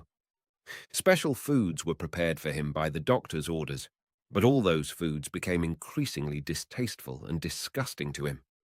For his excretions also special arrangements had to be made, and this was a torment to him every time, a torment from the uncleanliness, the unseemliness, and the smell, and from knowing that another person had to take part in it. But just through this most unpleasant matter, even Ilyich obtained comfort. Gerasim, the butler's young assistant, always came in to carry the things out. Gerasim was a clean, fresh peasant lad, grown stout on town food and always cheerful and bright. At first, the sight of him, in his clean Russian peasant costume, engaged on that disgusting task, embarrassed Ivan Ilyich. Once when he got up from the commode too weak to draw up his trousers, he dropped into a soft armchair and looked with horror at his bare, enfeebled thighs with the muscles so sharply marked on them. Gerasim, with a firm, light tread, his heavy boots emitting a pleasant smell of tar and fresh winter air, came in wearing a clean Hessian apron, the sleeves of his print shirt tucked up over his strong, bare young arms, and refraining from looking at his sick master out of consideration for his feelings, and restraining the joy of life that beamed from his face, he went up to the commode. "Gerasim," said Ivan Ilyich in a weak voice. Gerasim started, evidently afraid he might have committed some blunder, and with a rapid movement turned his fresh, kind, simple young face, which just showed the first downy signs of a beard. "Yes, sir." "That must be very unpleasant for you. You must forgive me. I am helpless." "Oh, why, sir?" And Gerasim's eyes beamed, and he showed his glistening white teeth. "What's a little trouble? It's a case of illness with you, sir." And his deft, strong hands did their accustomed task, and he went out of the room, stepping lightly. 5 minutes later, he as lightly returned. Ivan Ilyich was still sitting in the same position in the armchair. "Gerasim," he said, when the latter had replaced the freshly washed utensil, "please come here and help me." Gerasim went up to him. "Lift me up. It is hard for me to get up, and I have sent Dmitri away." Gerasim went up to him, grasped his master with his strong arms deftly but gently, in the same way that he stepped, lifted him, supported him with one hand, and with the other drew up his trousers and would have set him down again, but Ivan Ilyich asked to be led to the sofa. Gerasim, without an effort and without apparent pressure, led him, almost lifting him, to the sofa and placed him on it. "Thank you. How easily and well you do it all." Gerasim smiled again and turned to leave the room. But Ivan Ilyich felt his presence such a comfort that he did not want to let him go. "One thing more. Please move up that chair. No, the other one, under my feet." It is easier for me when my feet are raised. Gerasim brought the chair, set it down gently in place, and raised Ivan Ilyич's legs on it. It seemed to Ivan Ilyich that he felt better while Gerasim was holding up his legs. "It's better when my legs are higher," he said. "Place that cushion under them." Gerasim did so. He again lifted the legs and placed them, and again Ivan Ilyich felt better while Gerasim held his legs. When he set them down, Ivan Ilyich fancied he felt worse. "Gerasim," he said, "are you busy now?" "Not at all, sir," said Gerasim, who had learnt from the townsfolk how to speak to gentlefolk. "What have you still to do?" "What have I to do? I've done everything except chopping the logs for tomorrow." "Then hold my legs up a bit higher, can you?" "Of course I can. Why not?" And Gerasim raised his master's legs higher, and Ivan Ilyich thought that in that position he did not feel any pain at all. "And how about the logs?" "Don't trouble about that, sir. There's plenty of time." Ivan Ilyich told Gerasim to sit down and hold his legs, and began to talk to him. And strange to say, it seemed to him that he felt better while Gerasim held his legs up. After that, Ivan Ilyich would sometimes call Gerasim and get him to hold his legs on his shoulders, and he liked talking to him. Gerasim did it all easily, willingly, simply, and with a good nature that touched Ivan Ilyich. Health, strength, and vitality in other people were offensive to him, but Gerasim's strength and vitality did not mortify but soothed him. What tormented Ivan Ilyich most was the deception, the lie, which for some reason they all accepted, that he was not dying, but was simply ill, and he only need keep quiet and undergo a treatment, and then something very good would result. He, however, knew that do what they would, nothing would come of it, only still more agonizing suffering and death.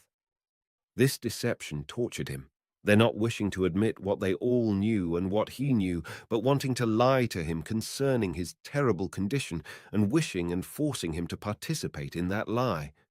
Those lies enacted over him on the eve of his death and destined to degrade this awful, solemn act to the level of their visitings, their curtains, their sturgeon for dinner, were a terrible agony for Ivan Ilyich. And strangely enough, many times when they were going through their antics over him, he had been within a hairbreadth of calling out to them, "Stop lying! You know, and I know that I am dying. Then at least stop lying about it." But he had never had the spirit to do it. The awful, terrible act of his dying was, he could see, reduced by those about him to the level of a casual, unpleasant, and almost indecorous incident, as if someone entered a drawing-room diffusing an unpleasant odour, and this was done by that very decorum which he had served all his life long. He saw that no one felt for him, because no one even wished to grasp his position. Only Gerasim recognized it and pitied him. And so Ivan Ilyich felt at ease only with him.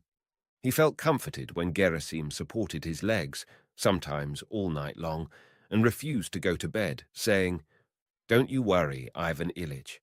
I'll get sleep enough later on." Or when he suddenly became familiar and exclaimed, "If you weren't sick, it would be another matter. But as it is, why should I grudge a little trouble?" Gerasim alone did not lie. Everything showed that he alone understood the facts of the case, and did not consider it necessary to disguise them, but simply felt sorry for his emaciated and enfeebled master. Once when Ivan Ilyich was sending him away, he even said straight out, "We shall all of us die, so why should I grudge a little trouble?" Expressing the fact that he did not think his work burdensome because he was doing it for a dying man and hoped someone would do the same for him when his time came. Apart from this lying, or because of it, what most tormented Ivan Ilyich was that no one pitied him as he wished to be pitied. At certain moments after prolonged suffering, he wished most of all, though he would have been ashamed to confess it, for someone to pity him as a sick child is pitied. He longed to be petted and comforted. He knew he was an important functionary, that he had a beard turning grey, and that therefore what he longed for was impossible, but still he longed for it. And in Gerasim's attitude towards him there was something akin to what he wished for, and so that attitude comforted him. Even Ilyich wanted to weep, wanted to be petted and cried over, and then his colleague Shebek would come, and instead of weeping and being petted, Ivan Ilyich would assume a serious, severe, and profound air, and by force of habit would express his opinion on a decision of the Court of Cassation and would stubbornly insist on that view. This falsity around him and within him did more than anything else to poison his last days. 8. It was morning.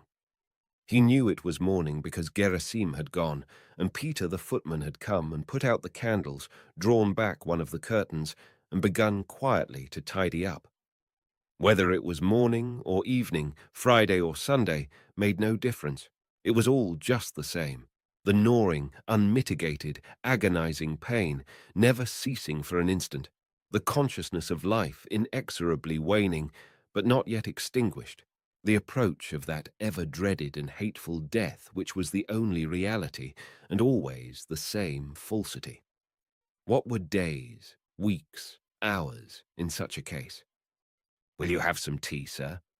He wants things to be regular, and wishes the gentlefolk to drink tea in the morning, thought Ivan Ilyich, and only said no.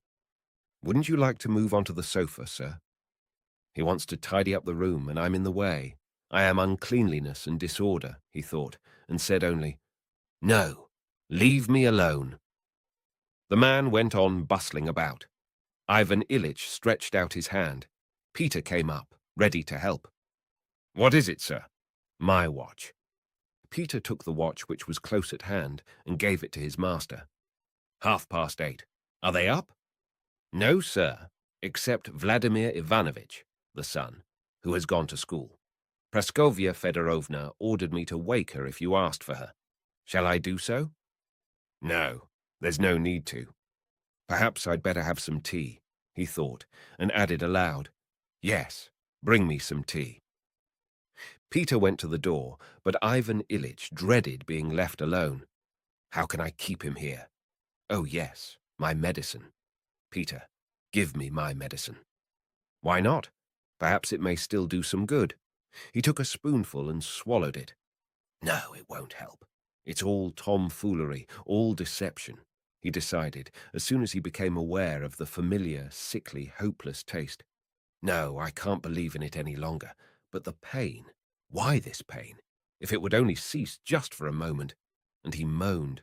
Peter turned towards him. "It's all right. Go and fetch me some tea." Peter went out. Left alone, Ivan Ilyich groaned not so much with pain, terrible though that was, as from mental anguish.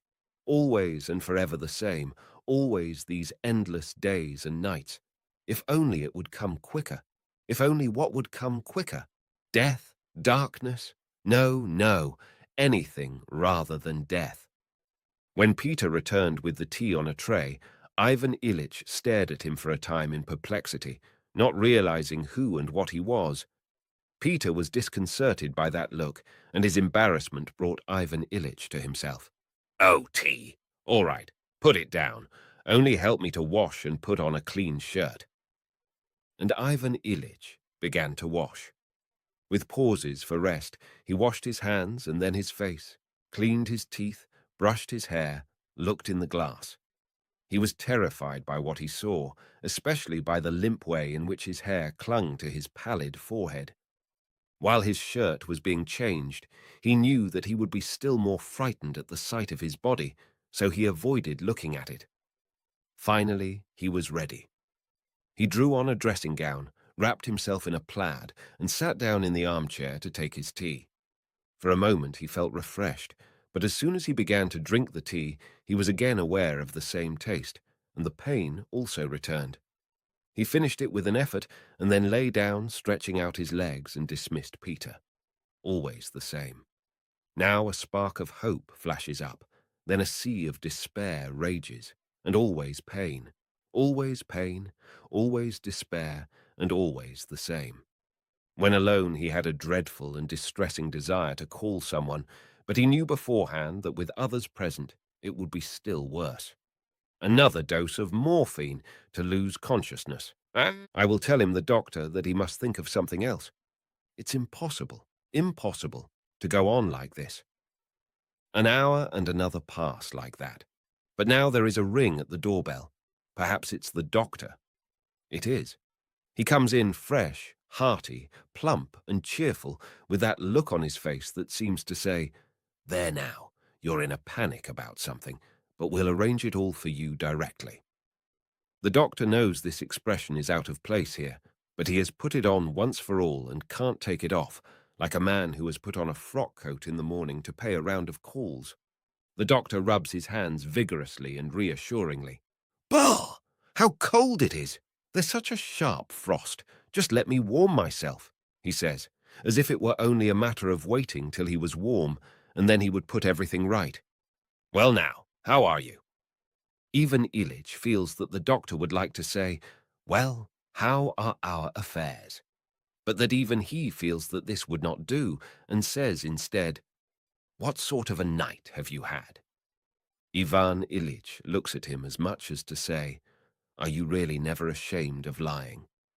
But the doctor does not wish to understand this question, and Ivan Ilyich says, "Just as terrible as ever. The pain never leaves me and never subsides. If only something—" "Yes, you sick people are always like that. There, now I think I am warm enough. Even Praskovya Fedorovna, who is so particular, could find no fault with my temperature. Well, now I can say good morning." And the doctor presses his patient's hand. Then, dropping his former playfulness, he begins with a most serious face to examine the patient, feeling his pulse and taking his temperature, and then begins the sounding and auscultation.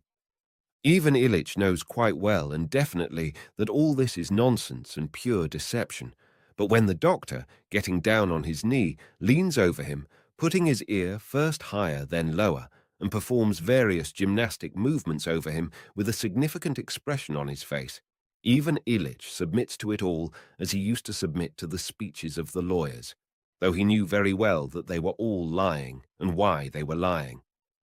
The doctor, kneeling on the sofa, is still sounding him when Praskovya Fedorovna's silk dress rustles at the door, and she is heard scolding Peter for not having let her know of the doctor's arrival. She comes in, kisses her husband, and at once proceeds to prove that she has been up a long time already, and only owing to a misunderstanding failed to be there when the doctor arrived. Ivan Ilyich looks at her, scans her all over, sets against her the whiteness and plumpness and cleanness of her hands and neck, the gloss of her hair, and the sparkle of her vivacious eyes. He hates her with his whole soul, and the thrill of hatred he feels for her makes him suffer from her touch. Her attitude towards him and his disease is still the same. Just as the doctor had adopted a certain relation to his patient which he could not abandon, so had she formed one towards him, that he was not doing something he ought to do, and was himself to blame, and that she reproached him lovingly for this. And she could not now change that attitude. You see, he doesn't listen to me, and doesn't take his medicine at the proper time. And above all, he lies in a position that is no doubt bad for him, with his legs up. She described how he made Gerasim hold his legs up. The doctor smiled with a contemptuous affability that said, "What's to be done? These sick people do have foolish fancies of that kind, but we must forgive them." When the examination was over, the doctor looked at his watch, and then Praskovya Fedorovna announced to Ivan Ilyich that it was of course as he pleased, but she had sent today for a celebrated specialist who would examine him and have a consultation with Michael Danilovich, their regular doctor. "Please don't raise any objections. I am doing this for my own sake," she said ironically, letting it be felt that she was doing it all for his sake, and only said this to leave him no right to refuse. He remained silent, knitting his brows. He felt that he was surrounded and involved in such a mesh of falsity that it was hard to unravel anything. Everything she did for him was entirely for her own sake, and she told him she was doing for herself what she actually was doing for herself, as if that was so incredible that he must understand the opposite. At 11:30, the celebrated specialist arrived. Again the sounding began, and the significant conversations in his presence and in another room about the kidney and the appendix, and the questions and answers with such an air of importance that again, instead of the real question of life and death which now alone confronted him, the question arose of the kidney and appendix which were not behaving as they ought to and would now be attacked by Michael Danilovich and the specialist and forced to amend their ways. The celebrated specialist took leave of him with a serious though not hopeless look, and in reply to the timid question Ivan Ilyich, with eyes glistening with fear and hope, put to him as to whether there was a chance of recovery, said that he could not vouch for it, but there was a possibility. The look of hope with which Ivan Ilyich watched the doctor out was so pathetic that Praskovya Fedorovna, seeing it, even wept as she left the room to hand the doctor his fee. The gleam of hope kindled by the doctor's encouragement did not last long. The same room, the same pictures, curtains, wallpaper, medicine bottles were all there, and the same aching, suffering body, and Ivan Ilyich began to moan. They gave him a subcutaneous injection, and he sank into oblivion. It was twilight when he came to. They brought him his dinner, and he swallowed some beef tea with difficulty, and then everything was the same again, and night was coming on. After dinner, at 7 o'clock, Praskovya Fedorovna came into the room in evening dress, her full bosom pushed up by her corset and with traces of powder on her face. She had reminded him in the morning that they were going to the theatre. Sarah Bernhardt was visiting the town, and they had a box, which he had insisted on their taking.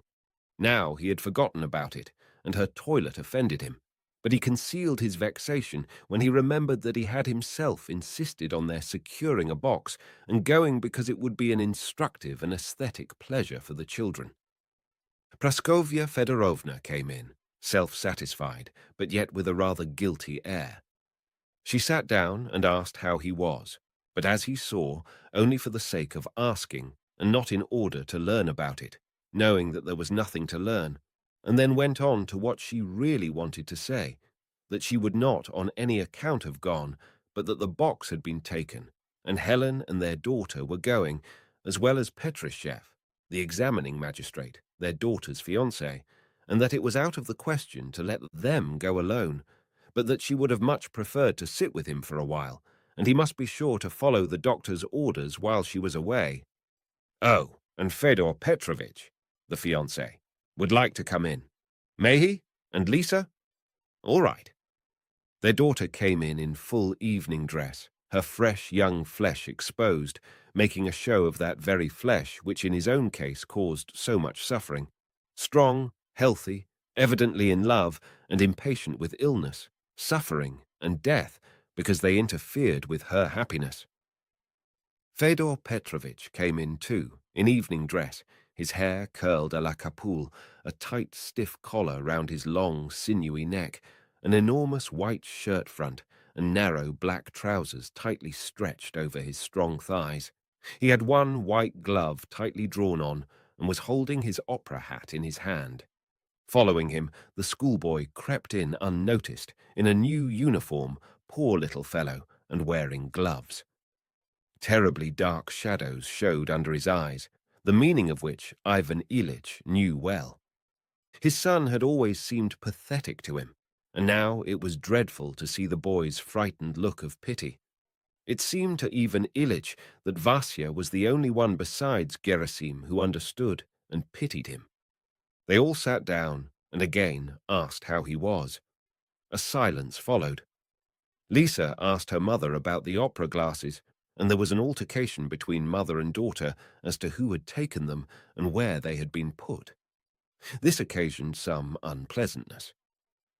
Fedor Petrovitch inquired of Ivan Ilyich whether he had ever seen Sarah Bernhardt. Ivan Ilyich did not at first catch the question, but then replied, "No, have you seen her before?" "Yes, in Adrien Le Couvreur." Praskovya Fedorovna mentioned some roles in which Sarah Bernhardt was particularly good. Her daughter disagreed. Conversation sprang up as to the elegance and realism of her acting, the sort of conversation that is always repeated and is always the same. In the midst of the conversation, Fedor Petrovitch glanced at Ivan Ilyich and became silent. The others also looked at him and grew silent. Ivan Ilyich was staring with glittering eyes straight before him, evidently indignant with them. This had to be rectified, but it was impossible to do so. The silence had to be broken, but for a time no one dared to break it, and they all became afraid that the conventional deception would suddenly become obvious, and the truth become plain to all. Lisa was the first to pluck up courage and break that silence, but by trying to hide what everybody was feeling, she betrayed it. "Well, if we are going, it's time to start," she said, looking at her watch, a present from her father, and with a faint and significant smile at Fedor Petrovitch, relating to something known only to them. She got up with a rustle of her dress. They all rose, said good night, and went away. When they had gone, it seemed to Ivan Ilyich that he felt better. The falsity had gone with them, but the pain remained, that same pain and that same fear that made everything monotonously alike, nothing harder and nothing easier. Everything was worse. Again, minute followed minute and hour followed hour. Everything remained the same, and there was no cessation, and the inevitable end of it all became more and more terrible. "Yes, send Gerasim here," he replied to a question Peter asked. 9. His wife returned late at night. She came in on tiptoe, but he heard her, opened his eyes, and made haste to close them again. She wished to send Gerasim away and to sit with him herself, but he opened his eyes and said, "No, go away." "Are you in great pain?" "Always the same." "Take some opium." He agreed and took some. She went away. Till about 3 in the morning he was in a state of stupefied misery. It seemed to him that he and his pain were being thrust into a narrow, deep black sack, but though they were pushed further and further in, they could not be pushed to the bottom. And this, terrible enough in itself, was accompanied by suffering. He was frightened, yet wanted to fall through the sack. He struggled, but yet cooperated. And suddenly he broke through, fell, and regained consciousness. Gerasim was sitting at the foot of the bed, dozing quietly and patiently, while he himself lay with his emaciated, stockinged legs resting on Gerasim's shoulders. The same shaded candle was there, and the same unceasing pain. "Go away, Gerasim," he whispered. "It's all right, sir. I'll stay a while." "No, go away."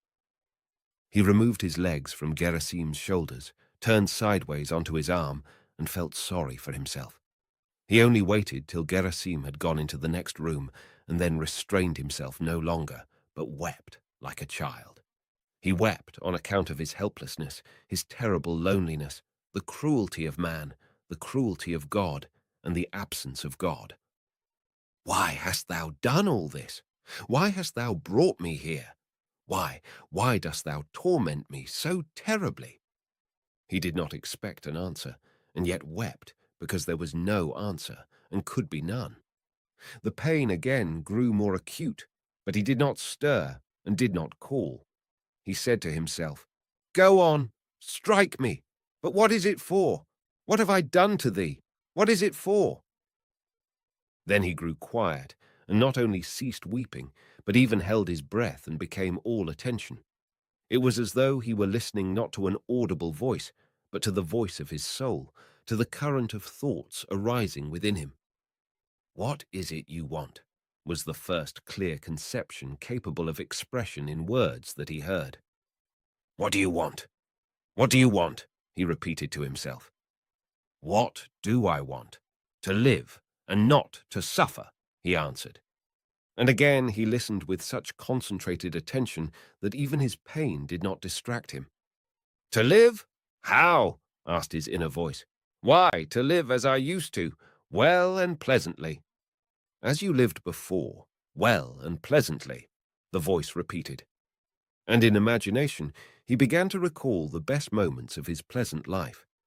But strange to say, none of those best moments of his pleasant life now seemed at all what they had then seemed, none of them except the first recollections of childhood. There, In childhood, there had been something really pleasant with which it would be possible to live if it could return.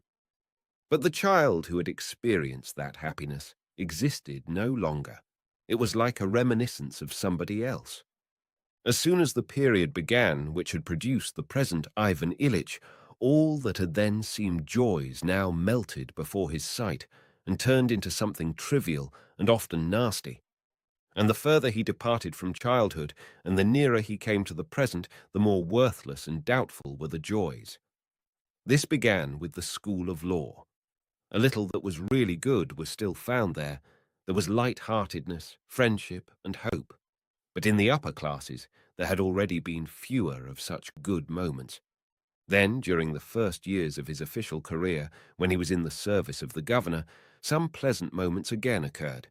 They were the memories of love for a woman. Then all became confused, and there was still less of what was good. Later on again, there was still less that was good, and the further he went, the less there was. His marriage, a mere accident, then the disenchantment that followed it, his wife's bad breath and the sensuality and hypocrisy, then that deadly official life and those preoccupations about money, a year of it, and 2, and 10, and 20, and always the same thing. And the longer it lasted, the more deadly it became. It is as if I had been going downhill while I imagined I was going up. And that is really what it was.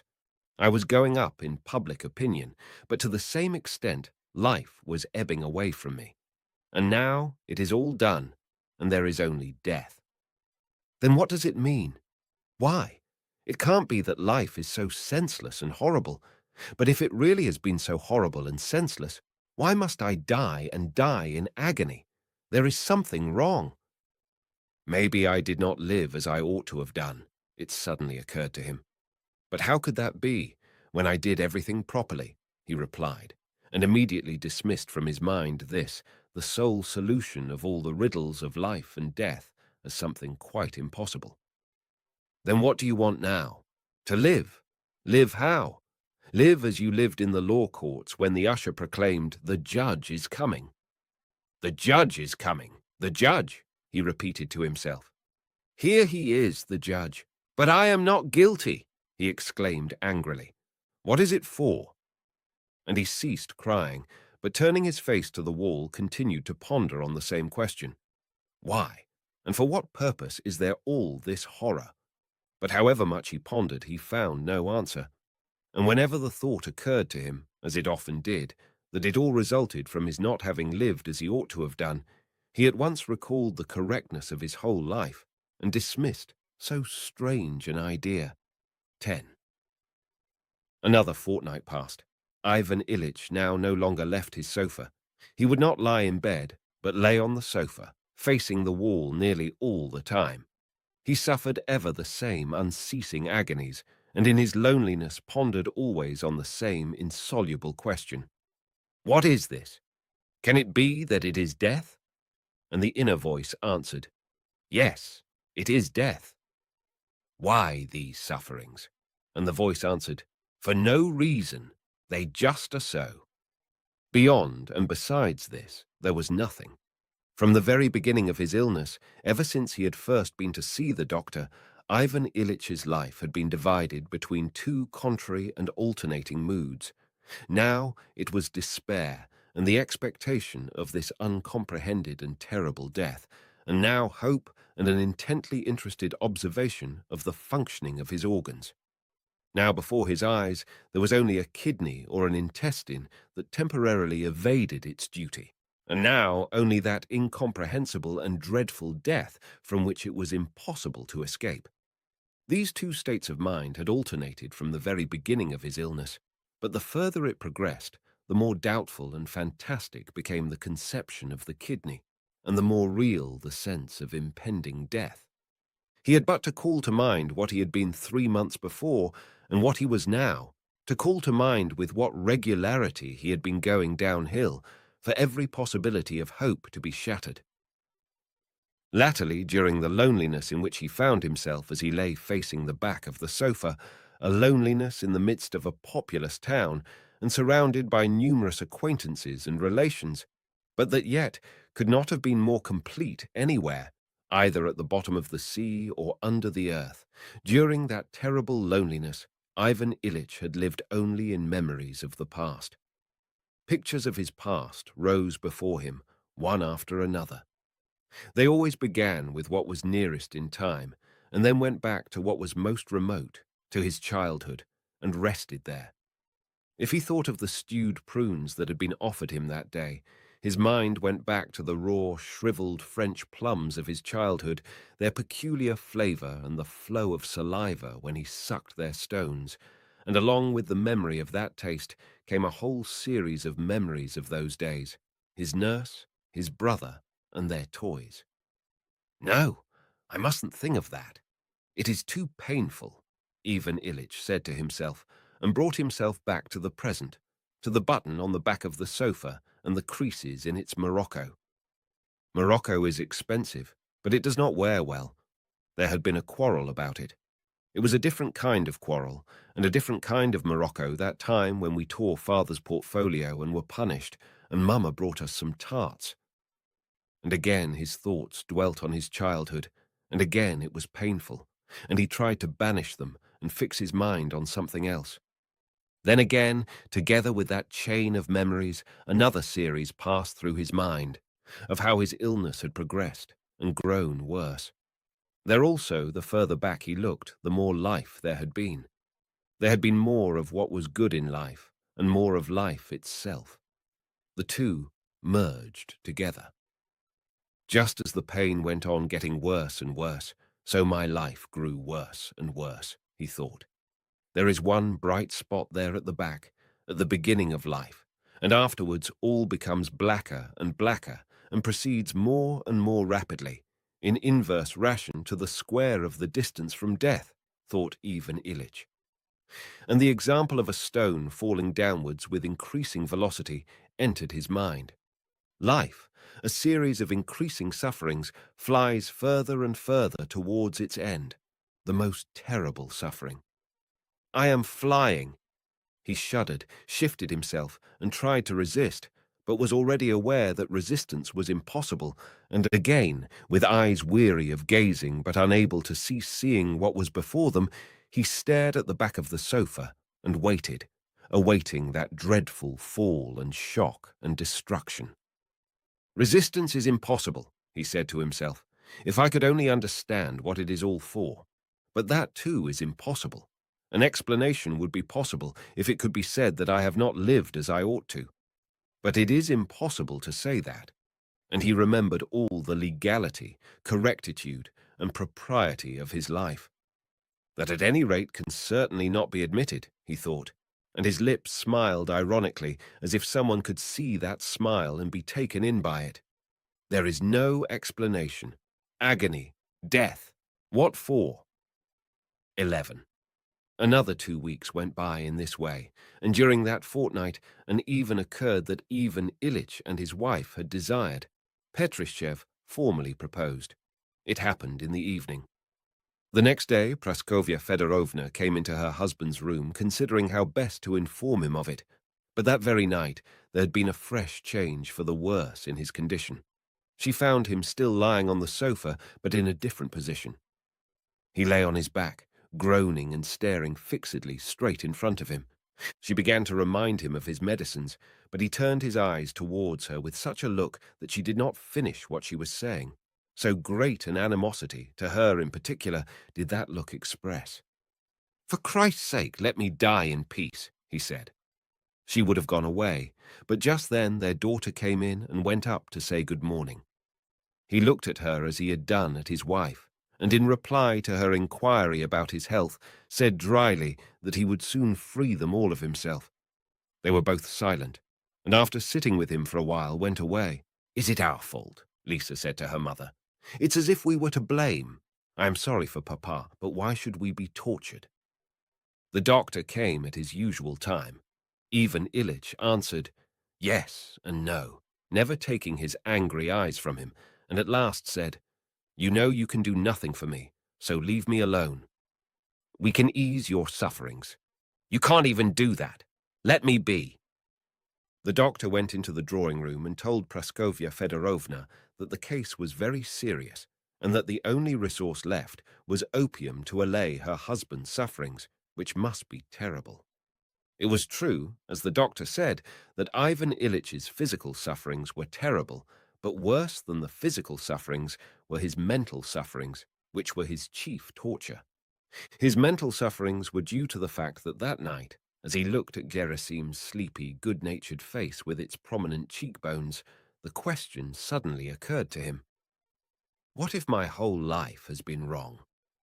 It occurred to him that what had appeared perfectly impossible before, namely that he had not spent his life as he should have done, might after all be true.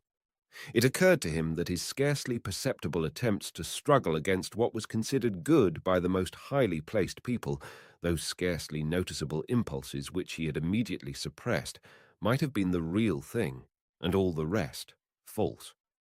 And his professional duties and the whole arrangement of his life and of his family and all his social and official interests might all have been false. He tried to defend all those things to himself, and suddenly felt the weakness of what he was defending. There was nothing to defend. But if that is so, he said to himself, and I am leaving this life with the consciousness that I have lost all that was given me, and it is impossible to rectify it, what then? He lay on his back and began to pass his life in review in quite a new way.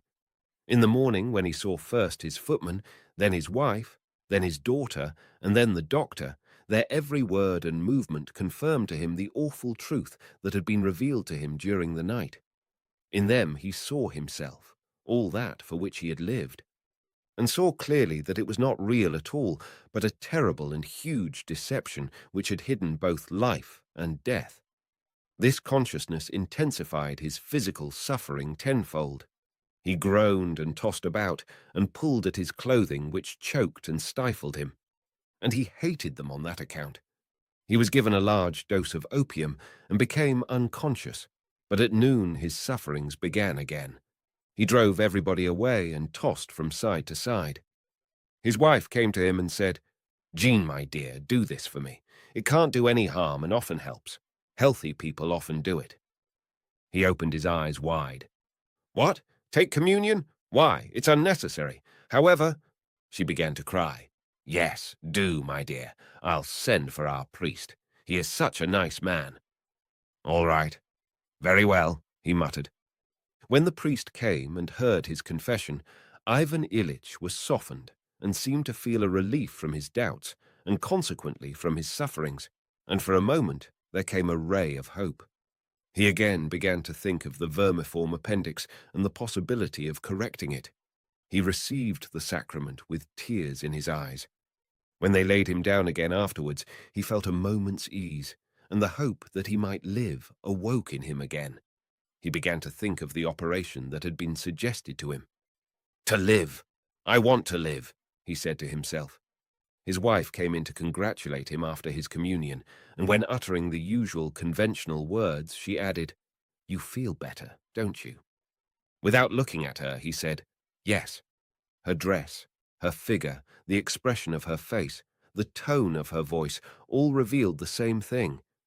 This is wrong. It is not as it should be. All you have lived for and still live for is falsehood and deception, hiding life and death from you. And as soon as he admitted that thought, his hatred and his agonizing physical suffering again sprang up, and with that suffering, a consciousness of the unavoidable, approaching end. And to this was added a new sensation of grinding, shooting pain and a feeling of suffocation. The expression of his face when he uttered that yes was dreadful.